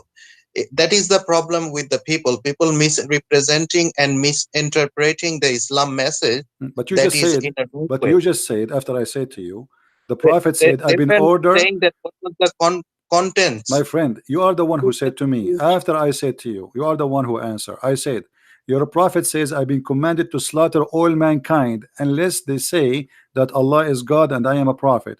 And you said yes. So what misinterpretation and mispresentation? Muhammad, he mispresent Islam? You agreed. You said yes. Allah ordered Muhammad to slaughter all mankind. Okay, what kind of a prophet he want to slaughter all mankind just because they aren't Muslims? Look, you are a very knowledgeable person. You did lots of research and you are doing it. I'm just a normal person. I'm not a scholar. My friend. I'm trying to talk to you as an adult. I'm not attacking you. I'm not insulting you. I'm having a nice conversation with you. Hype me up. Okay, I'm helping you. No problem. So I'm talking to you. You are a smart person, and I'm asking you like it's just a conversation. It's not a debate. So as long as Islam means peace, as you said in the beginning, but Muhammad says, I'm going to kill everybody unless they convert to Islam. What is the peace in that? First, I have to know that why he says that. And when he says he said that clearly. He said why. He said, I mean, you are saying to me, I need to know why he said that. He told you why. He said, unless they say that there's no God but Allah, and then they pay me the money, and then they pray as we pray, and then they slaughter as they slaughter, and they face the Qibla, which means the Kaaba, and then if they do that, only if they do that, I will stop shedding their blood and their property is protected. Where it says, can you give me the reference, please? I have to have a look. I don't know. No problem. Do you see my screen? No. Cannot CP because it's on my phone. Okay. I cannot show him. I will send you the link. I will send the link. There's many references, but I will show you the accurate, Sahih, correct ones, and you can read it when you want. Oh, sorry for that. Anyway, can you tell me the statement again, please? If you don't mind. The prophet said, and I'm reading in front of us, he said, I have been commanded that I should fight against people till they declare that there is no God but Allah, and when they profess that there is no God but Allah, their blood and their richness granted protection in my behalf, except where is justified by the law. So Muhammad, he says that this is Sahih Muslim, hadith number 21c, and we can show you more hadith. There's endless of them. The prophet, he says, Sahih Bukhari is more authentic than Muslim. I'm sending you a link now in your Skype, so later you can open them and you can take a look. It says, the messenger of Allah, he said, I've been ordered to fight. The word fight here is coming from the word uqatil, which means fight, to kill. So I've been ordered to slaughter all mankind.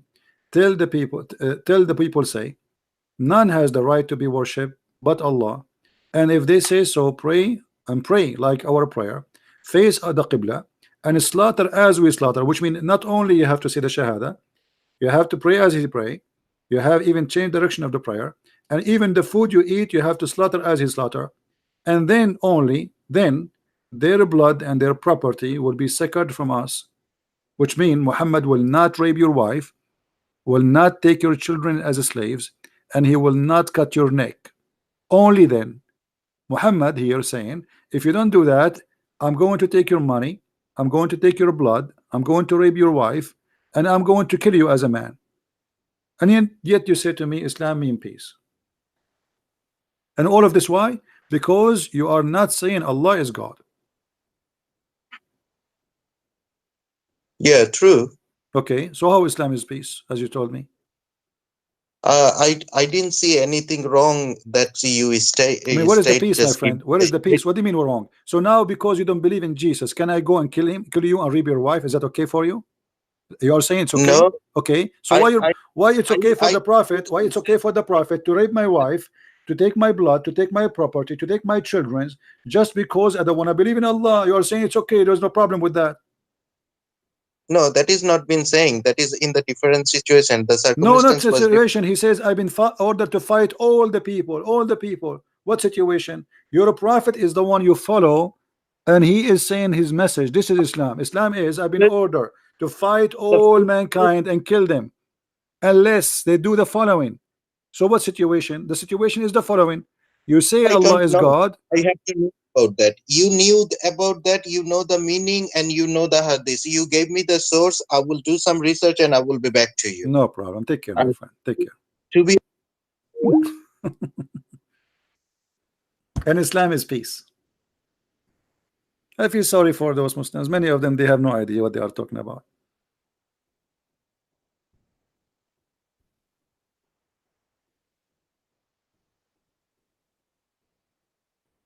I feel sorry for you, honestly. I don't think you're a bad person. I think you're just fooling yourself, going in denial, and you say, what's wrong with that? I mean, what's wrong? Don't you want to use your brain? Use it. God, he gave you a brain. And you know, and the funny, he says to me, Islam means peace. And then he agreed that the prophet, he want to kill everybody. I mean, do you see how much peace is that? The prophet, he will rape your wife, he will take your children, he will take your money, he will steal your house, he will steal your property, he will enslave your children. And if you say Shahada and do slaughter as he slaughter, and you pay him money, and then he will not kill you. Islam means peace. Yet Islam means peace.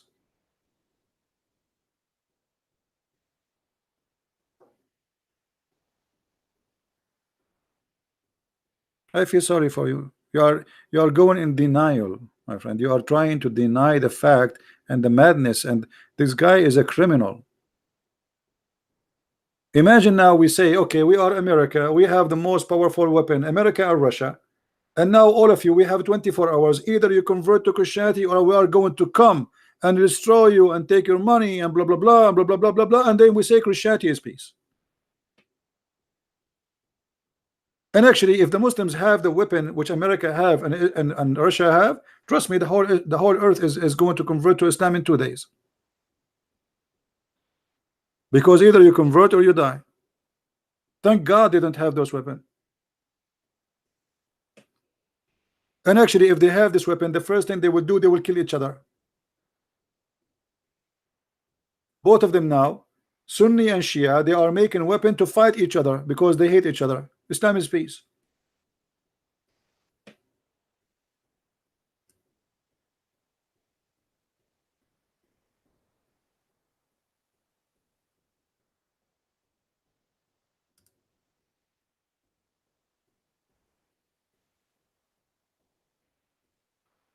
Anyone who convert to Islam, I say to you, loud and clear, you are just an idiot and you are a fool.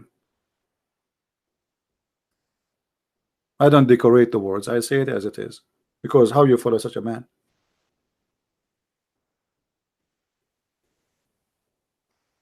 How you follow a man like this? You tell me.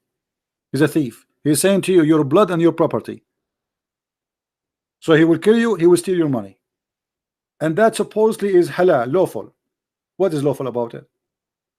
So a little farmer who live in China, he have no idea, he never harm anyone, working in his farm. Muhammad had the right to kill him, take his wife, take his children as slaves, slaughter him, and take his land and his money.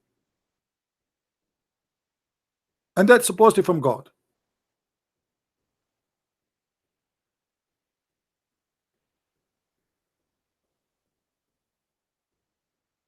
Somebody says to me, let me show you what this guy said.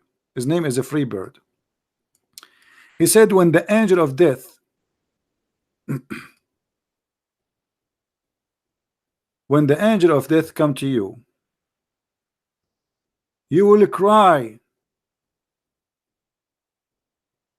You will cry asking for forgiveness for Allah. No, my friend, do you know what I would do? I would do as Musa, because I play karate. Is it true that your prophet, he said that when the angel of death came to Musa's, he broke his eye, he took it off, and he broke his wings?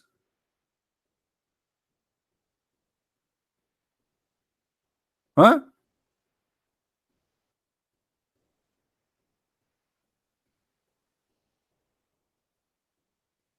How Allah, if he will punish somebody, he sent his angel, the angel of death, and if he say be is going to be, which means you say die, he die. And then Allah, he sent his angel, and then Musa's,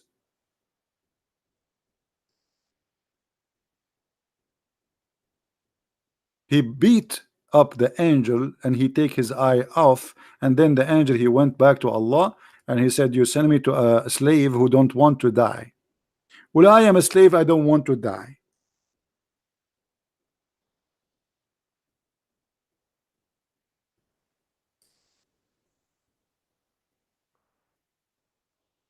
Are you there? Read and laugh. This is your prophet in the story. Abu Huraira reported that the angel of death was sent to Moses, peace upon him, to inform him that his Lord summons. When he came to Moses boxed him. Moses what? Moses, he boxed the angel of death, and his eye was knocked out. He, the angel of death, came back to Allah and said, you send me to a servant who do not want to die. Allah restored his eye in its proper way. Boing. What is that? Allah, he restored the eye of the angel back in its proper way. So the angel, he went to Moses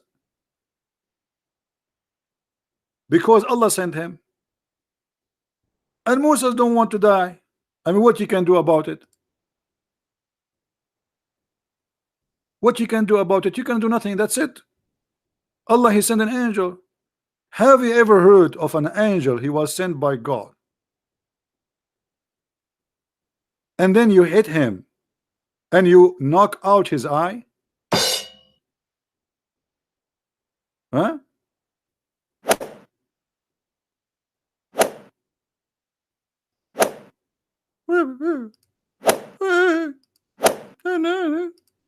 You know what? I was going to apply to work as an angel of death, but after I saw this, I will never accept that job.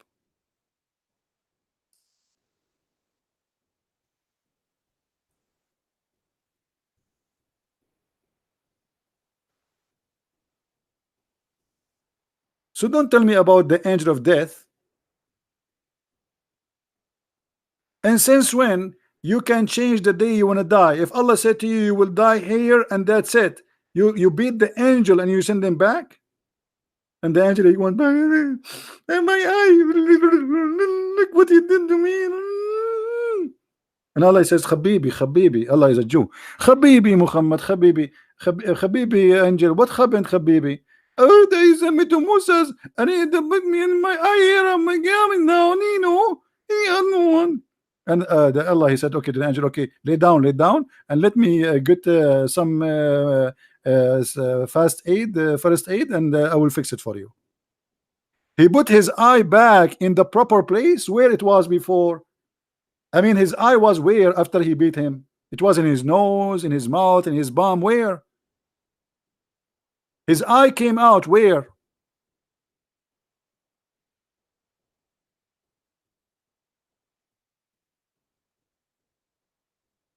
And you are threatening me that I will cry when the angel of death come? Must be true story.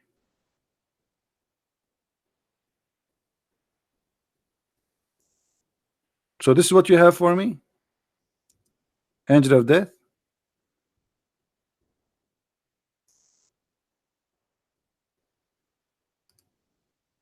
I thought you will find something better. Do we have any Muslim want to say something?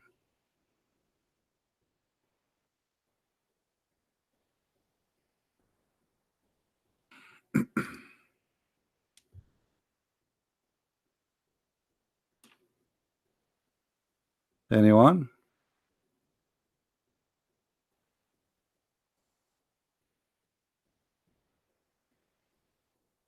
And not only that, after that, Allah negotiate with Moses for how long he will live. He sent him back and he told him, okay, you don't want to die? Okay, now put your hand in the top of this cow and you will live as many as the hair under the skin of your hand. You see it? I mean, have you ever heard of this? Oh, how long Moses live? There's 1 million hair in the top of the cow, especially it's an ox. He lived as much?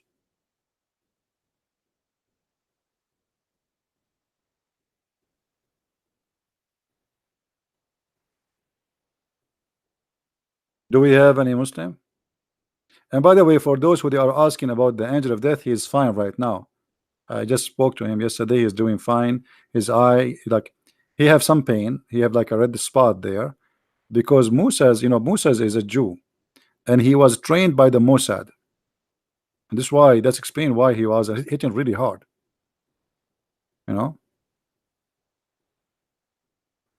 Moses decided to die on the spot. Listen what Qasim is saying. The angel came in a form of a man. Let us call Qasim. Let us see what you want to say.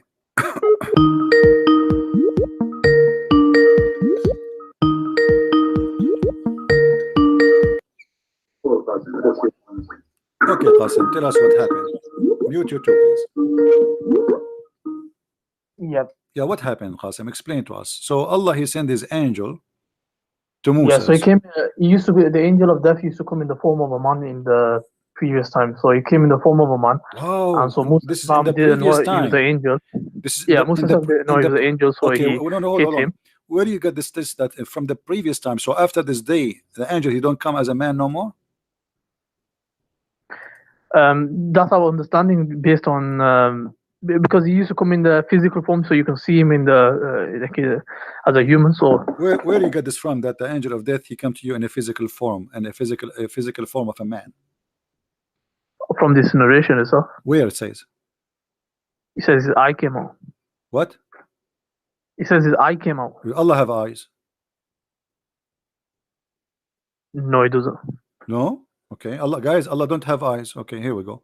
This is your, hold on. You're a prophet. He says Allah is short and fat, and he have big ass, and he have two eyes. Here we go. Let me show you. No. Don't tell me no. I'm talking to Christian Prince. Here we go. That's your God. No, that's not my God. This is your God. Here we go. This is your prophet saying that. Read it carefully, and I'm listening.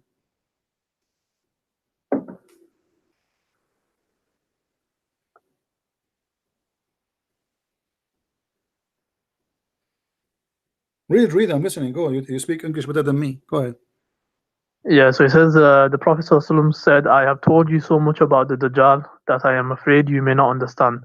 The Antichrist is short, hand-toed, woolly head, one-eyed, and eyesightless and neither protruding nor deep-seated.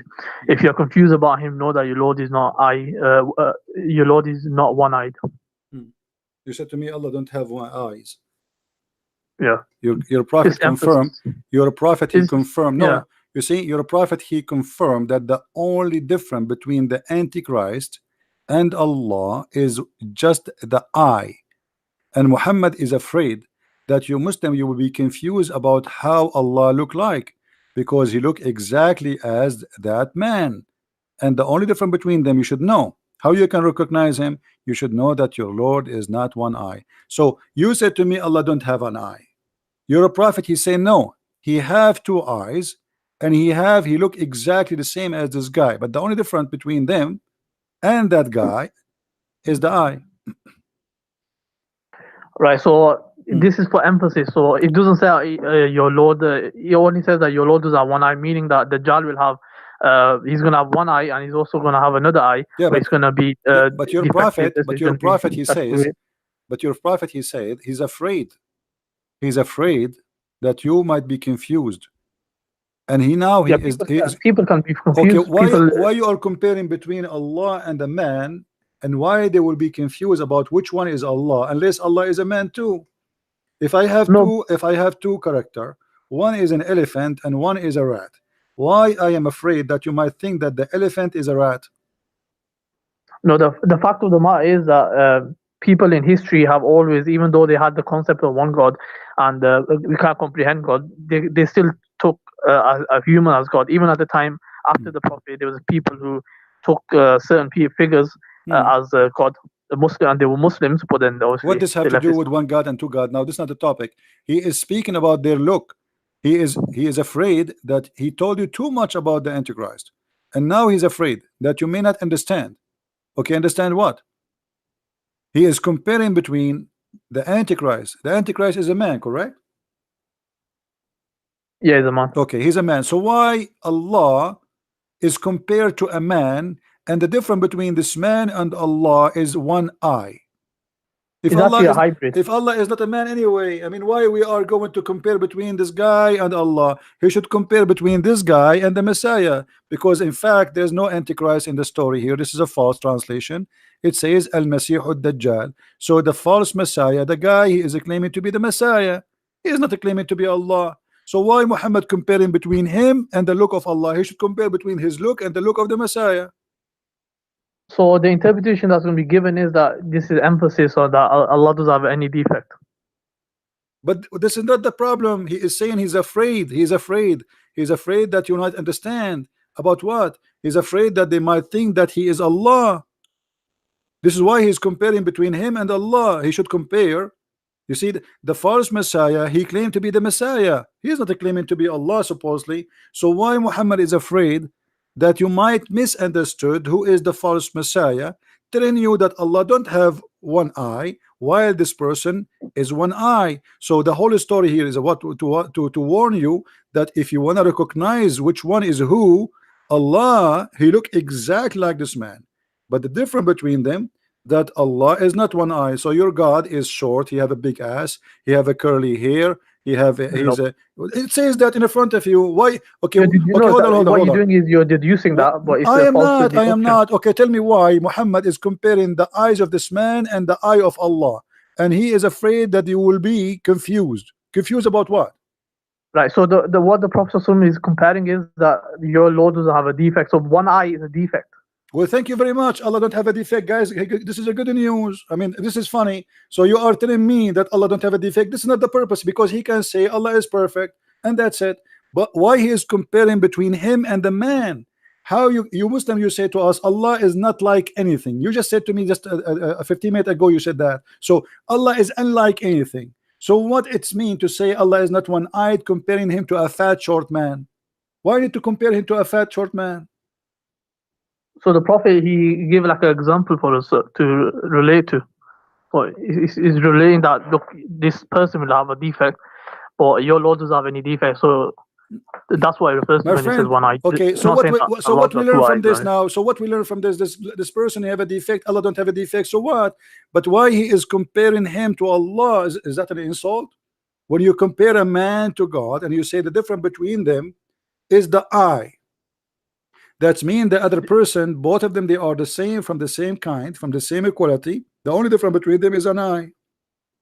With Dajjal, he's going to be able to bring the rain down, and he's going to be able to give life to the dead. Okay. So with all these miracles, okay, but is it enough? Isn't it enough to see that he is a man, to know that he is not Allah?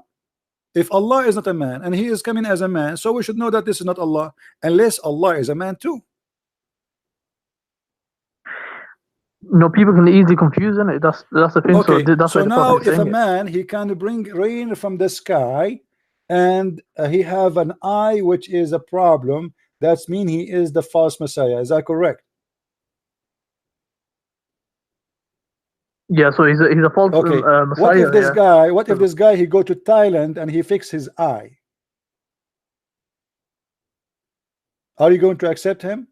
I mean, since when we know a person to be a false or not by the look of his eye? He can make a surgery. A person, according to your prophet, this person, he can cut a human being to pieces and he can put them together again. So he's extremely powerful. Can't he fix his eye?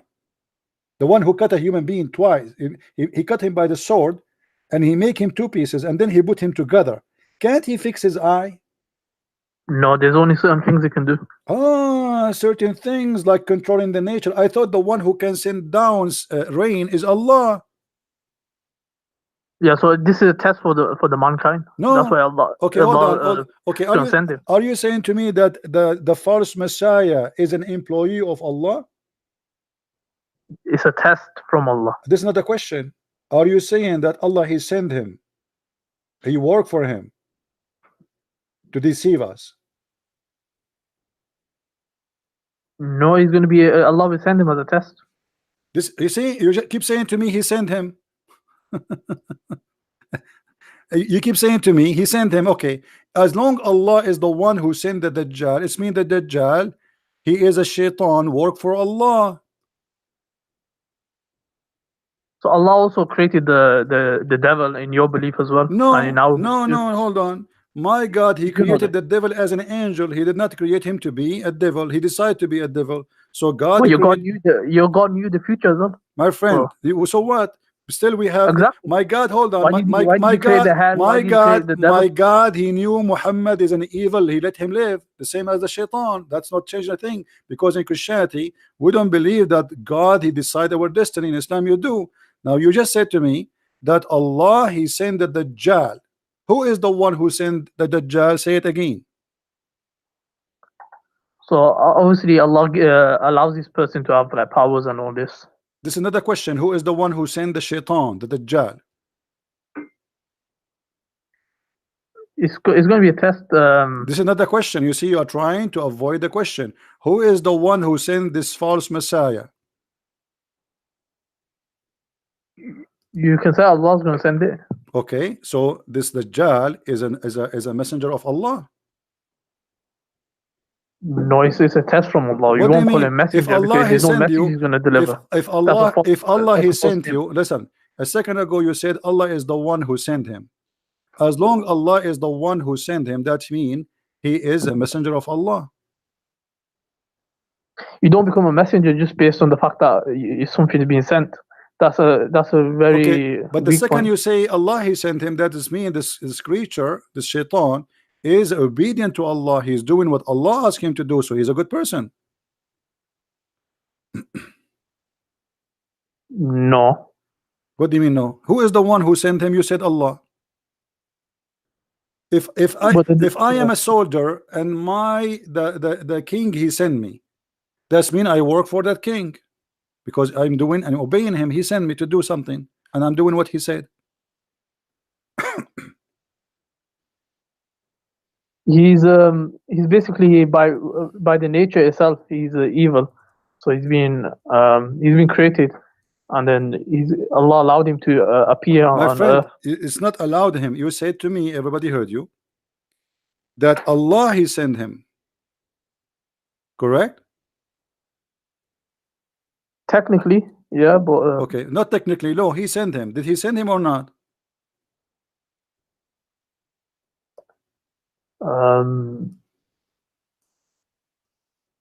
Send him in what way? What do you mean To send him in deceive what way? us, to deceive us. You said to us it's a trial. Allah, he sent him as a trial, correct? Yeah, the test, yeah. Okay, so the Antichrist is a good person. He worked for Allah and his job is to deceive us. So the bad person is Allah.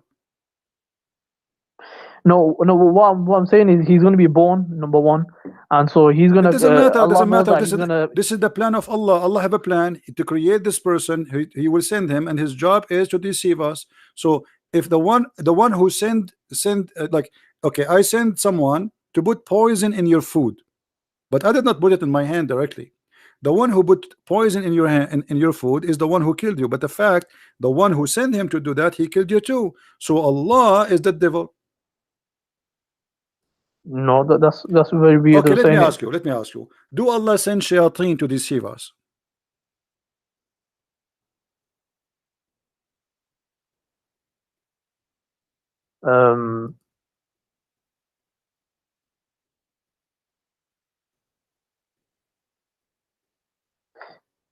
What do you mean send? Like the Don't tell me what do you mean. I'm asking you. Do Allah send shayateen to deceive us? It's either you say yes or you say no. This is what it means. Do Allah send shayateen to deceive us?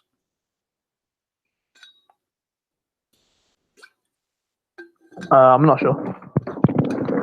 Who is the one who sent shayateen? Do shayateen work for himself or he work for Allah? They don't work for Allah. They work for who? They work for the Iblis. Okay, and who is the one who sent Iblis to deceive us? Is that Allah? No, Allah didn't send him. Okay, so if there is somebody sent shaitan to deceive us, do you agree that he is evil and he is bad? No. So guys, do you see? Because he's afraid I'm going to show him something and he will be sorry. So he just admitted that if somebody sent shaitan to deceive us, he is not bad. So why shaitan is bad? If he is sent by someone to deceive us, why the one who deceive us is bad, but the one who sent him to deceive us is not bad? Because it depends why is the devil being sent in the first place. Why he sent? I'm asking you. He sent it to what is the job of the devil? To deceive us, correct? There's a bigger picture to it. Yeah, Okay. there's a big picture to it. Allah has a big picture. No, this is not about picture or small picture. You know what I'm talking about. If the shaitan deceive us by his will, or it is Allah will, he send him to deceive us. The shaitan does it by it's his choice. His choice. Are you sure? Yeah, that's his choice. Like he decides that Iblis, he's the one who. But Allah knew this that's gonna happen. So just like in your belief, Okay, your God knew that it's let us gonna see happen. if you are truthful or not. This is the Quran. It says that Allah, he made for every prophet enemies. He appointed for every prophet shaitan.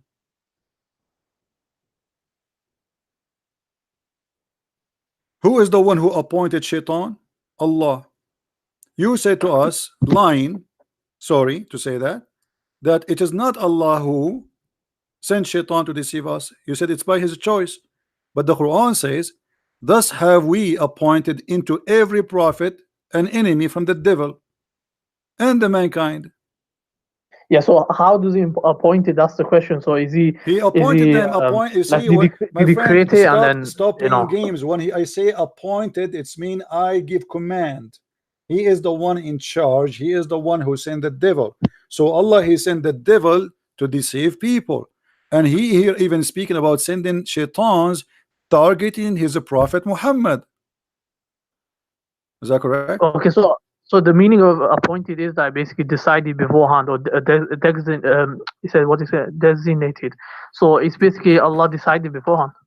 Okay, so here we go. So I said to you, if shaitan is doing what Allah want, why we think shaitan is bad? The fact the real shaitan is Allah, because if shaitan coming to me, he's sent by Allah, and that means shaitan is a good person obeying Allah. He is a victim. In the court of law, if a soldier receive an order from his captain to shoot somebody, the one who should be taken to the court is the one who gave the order, not the soldier, because a soldier, he have no choice. So according to the Quran, shaitan is a soldier of Allah and he is a good person. The real devil is Allah, for he is the one who decided to deceive even his prophets. No, so with the devil, he's by the nature itself, he's evil.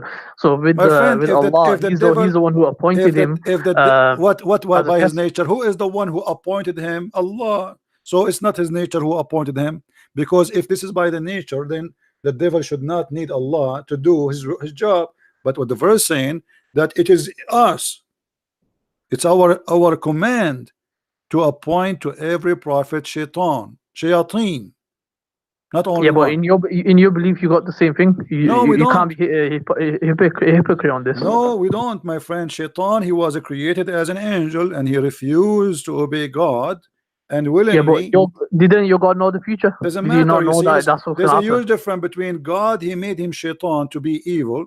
You see, I can say, okay, God created evil, but he did not create really evil by creating evil. He created angel, and that angel decide by free will to be an evil person.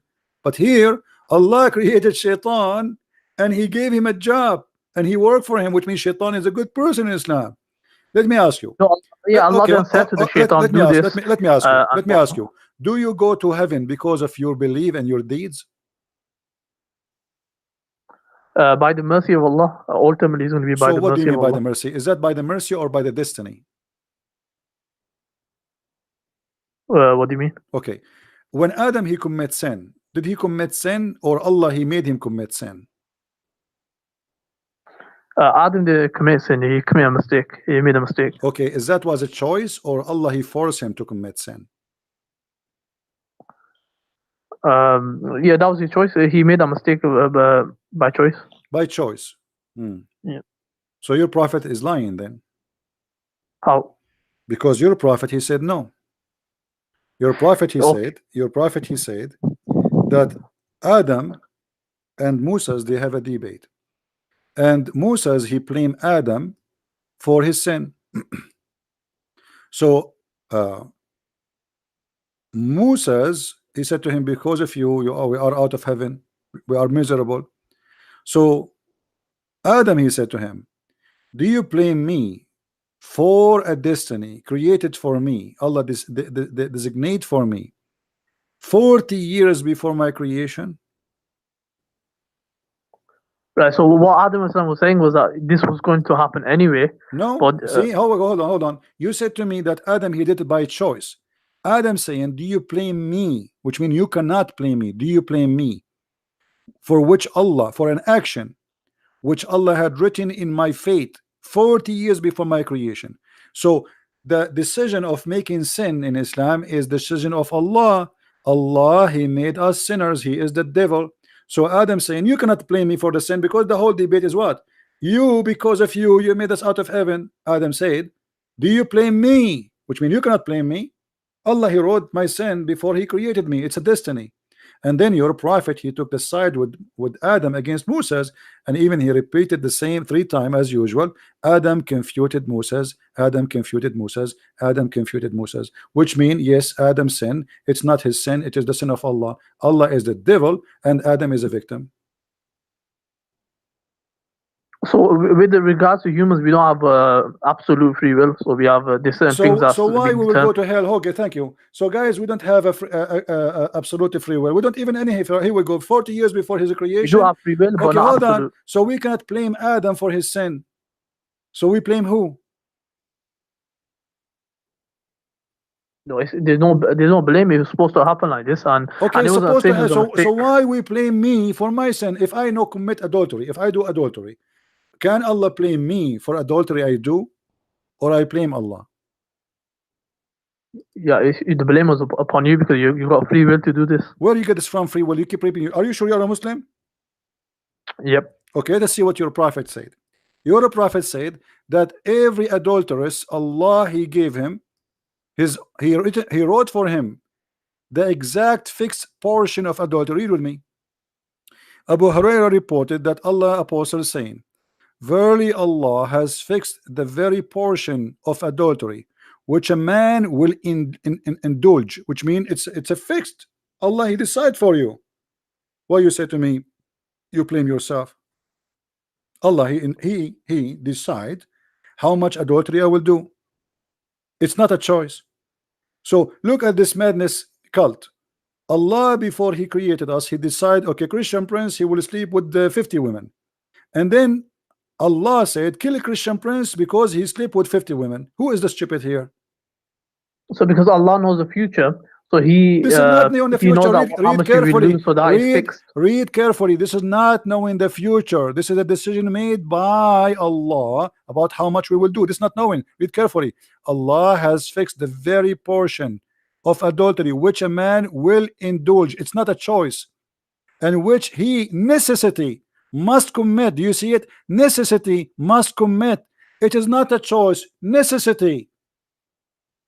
Yeah, so because it's what do you call it? It's a must that they have to commit. It's because Allah knows the future. So this is not Allah knowing the knows what is future. fixed. It says he wrote for you a fixed portion. It is not the future, which necessity must commit. He's talking about even the future. He will commit because Allah wrote it for you. Okay, let me show you this. Stop playing, keep playing games. People are laughing. A child who is born as a baby, he's 1 day old. He will go to heaven or to hell? The child would go to heaven, or he will have a test. Some scholars have said he's going to have a test on. A child, he will have a test. 1 day old, he will have a test. He's going to be. Allah will make him age forward, so he's going to have a test. That's a good one, my friend. Aisha, she said to the Prophet after attending a funeral where a child who was an infant, he died. She said to him, this child, he will be a child of paradise, bird in the paradise. And Muhammad, he says it might be the otherwise, which means he might go to hell. So why the child will go to hell? Because Allah, he wrote their destiny when they are in the backbone of their father. Read carefully. So this is the destiny. This has nothing to do with sin. Allah, he wrote his sin or his, let's say, whatever destiny he have to go to hell or to go to heaven before he created them. So it doesn't matter he is a child who commits sin or not. Read carefully. Aisha, she said, Allah Messenger, there's a happiness for this child who is a bird from paradise, for it commit no sin, nor has reached the age when one can commit sin. This is the opinion of Aisha, and I agree with her. He said, Aisha, peradventure, it might be the otherwise. Otherwise? What is the otherwise? What do you think? Yeah, so from this narration, what I've read this before as well. So what he says basically is that the prophet is acknowledging he doesn't know what's going to happen to him. So because he's only going to say what is revelation. No. We know what will happen to him, because simply, if everyone he will pay for his sin, and this child he did no sin, so why he will pay to go to hell? Hell is for those who commit sin. So what do you mean we do not know? Allah told us everyone will pay for his sin, but this child, he did not commit sin, neither he reached the age of sin. So what do we do not know? And then he says it may be the otherwise, which means he might go to hell. But the guy is dead. He's a child, he's a baby, he's an infant. What otherwise? Read carefully. Because God created for paradise those who are fit for it while they were yet in their father backbone, and he created for hell those who to go to hell while they're in their father backbone. So you go to hell, decision is made when you are not created yet. You commit sin or not, you are a baby 1 day old or not, it doesn't matter. That's what your prophet is saying. So he says here that the prophet said it may be otherwise. So he says it may be, so that's not certainty. So we don't know what's going to happen. No problem. It may be the otherwise, because why? Because Allah, he created you to go to hell or to heaven when you are in the backbone. By the way, the child doesn't come from the backbone. This is a mistake from Muhammad, scientific mistake. But however, he decided where you will go. Your sin have nothing to do with it. The child, he commit no sin. He's a baby. And Aisha, she confirmed that. She said there's a happiness for this child who is a bird from paradise, for it commit no sin, nor has reached the age when can commit sin. So this is a very pure bird, little child who die. Yet Muhammad is saying, well, you are wrong, because Allah, he make a decision where people will go to hell or to heaven before even he created us, which means Islam is a stupid cult. It doesn't matter really what you do in your life. Allah, he made decision already. Do you agree? No, so it does matter because within that, what's decreed is Allah give us okay, let me ask you. free will. Okay, let us solve this problem. If you are a person who pray to Allah 5 days a week, five times a day, all your life, and fasting Ramadan, and even going to jihad, etc., are you going to go to heaven or no? Do Allah promise you Yeah, heaven? Yeah, if you do that, then Allah has promised the paradise, so we have Okay. hope. Well, but that's not binding on Allah. You're though. a prophet, have different opinion. You're a prophet, he said the following. Read with me carefully. You're a prophet said that a person, he might do the people of heaven. Let us show you the hadith. Yeah, and then his last action might be bad, and then he's gonna go. Yeah, but his last action is what? Is what Allah written for him, correct? That's his own choice he made. No. Stop lying. Shame on you. It says in I'm front of us. Okay, read with me, please. We have free will Okay, within what Allah has okay. Read with me. Okay, read with me, please. Okay. Here it says, then the soul is breathed into him, etc. And then he swear by Allah, saying,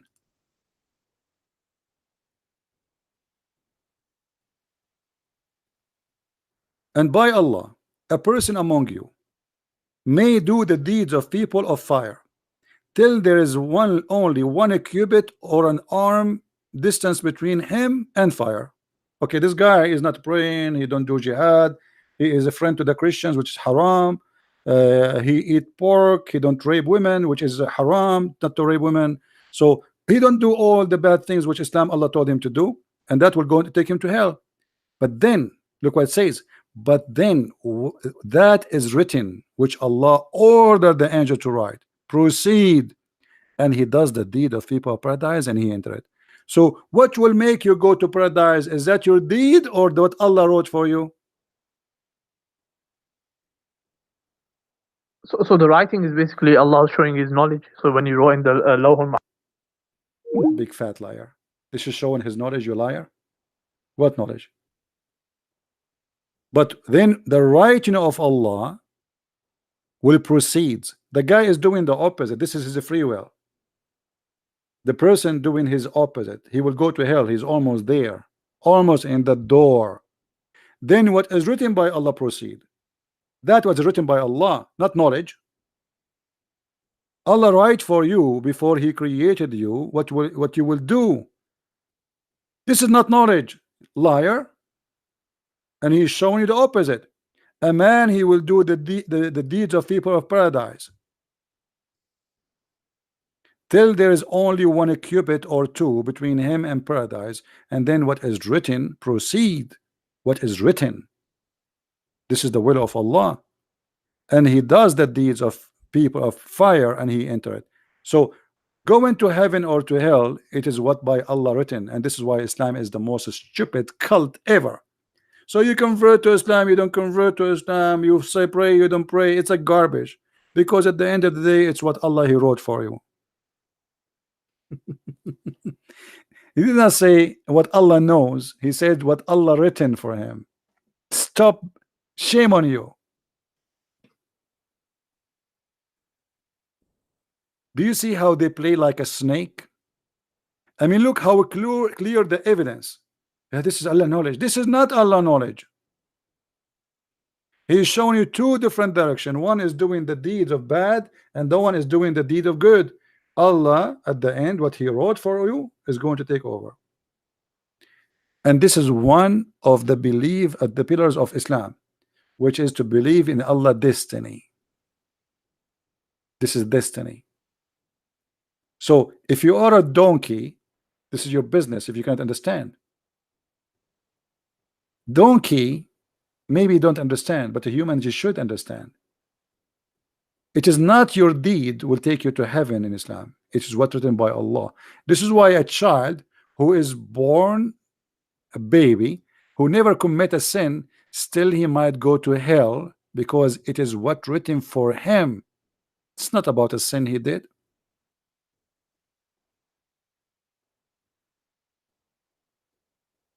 And the funny, he said that a child He's a baby, infant. Allah will give him a test.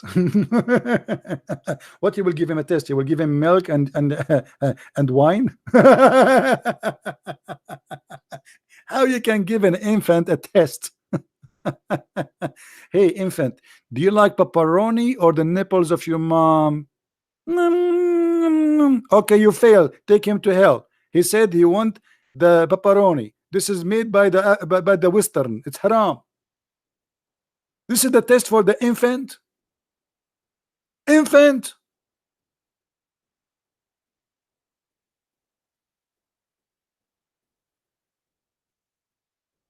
What a crazy cult.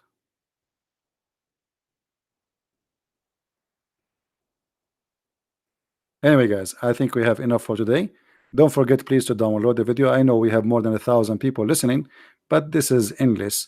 If you like to learn more, feel free to get my books. You can search for them in whatever language you speak in your Amazon in your country. In Amazon, you can search for Christian Prince, and you will see the list of my books based on your language. If you live in America, you can search Amazon.com, France, Germany, etc., and you will see it in your language. We have in Spanish, we have in Swedish, Dutch, German, French, and more to come soon, Russian and other languages. So I want to say thank you guys for being here. I hope we learned something good for today. As you see, Islam is a very silly, stupid cult, and you have to be really a person who decide to go blind to believe in such a madness. It's violence, it's hateful, it's a divided human being. Quran forbid Muslims to take non-Muslims as a friend, chapter 5 verse 51, chapter 9 23, chapter 3 verse 28, many verses. All of it is nothing but division of the devil. God is about love, not about hate, and we love the Muslims. We don't want to hate them, and we should not hate them. They need our help. Love is not to be fought. Love what bring people together. If you see a Muslim who needs your help, help him. Don't do what they do. There's many people, they speak good, they do evil, and that's what Islam is about. You listen to them, you think they are speaking good, but the fact Islam teach nothing but evil. It's an evil cult. They color it, they sugarcoat, but that will not work. Even with ants, and we are better. Thank you very much for being here. May the Lord bless you. Until we see you soon again. Christ is Lord. Islam is false. Take care.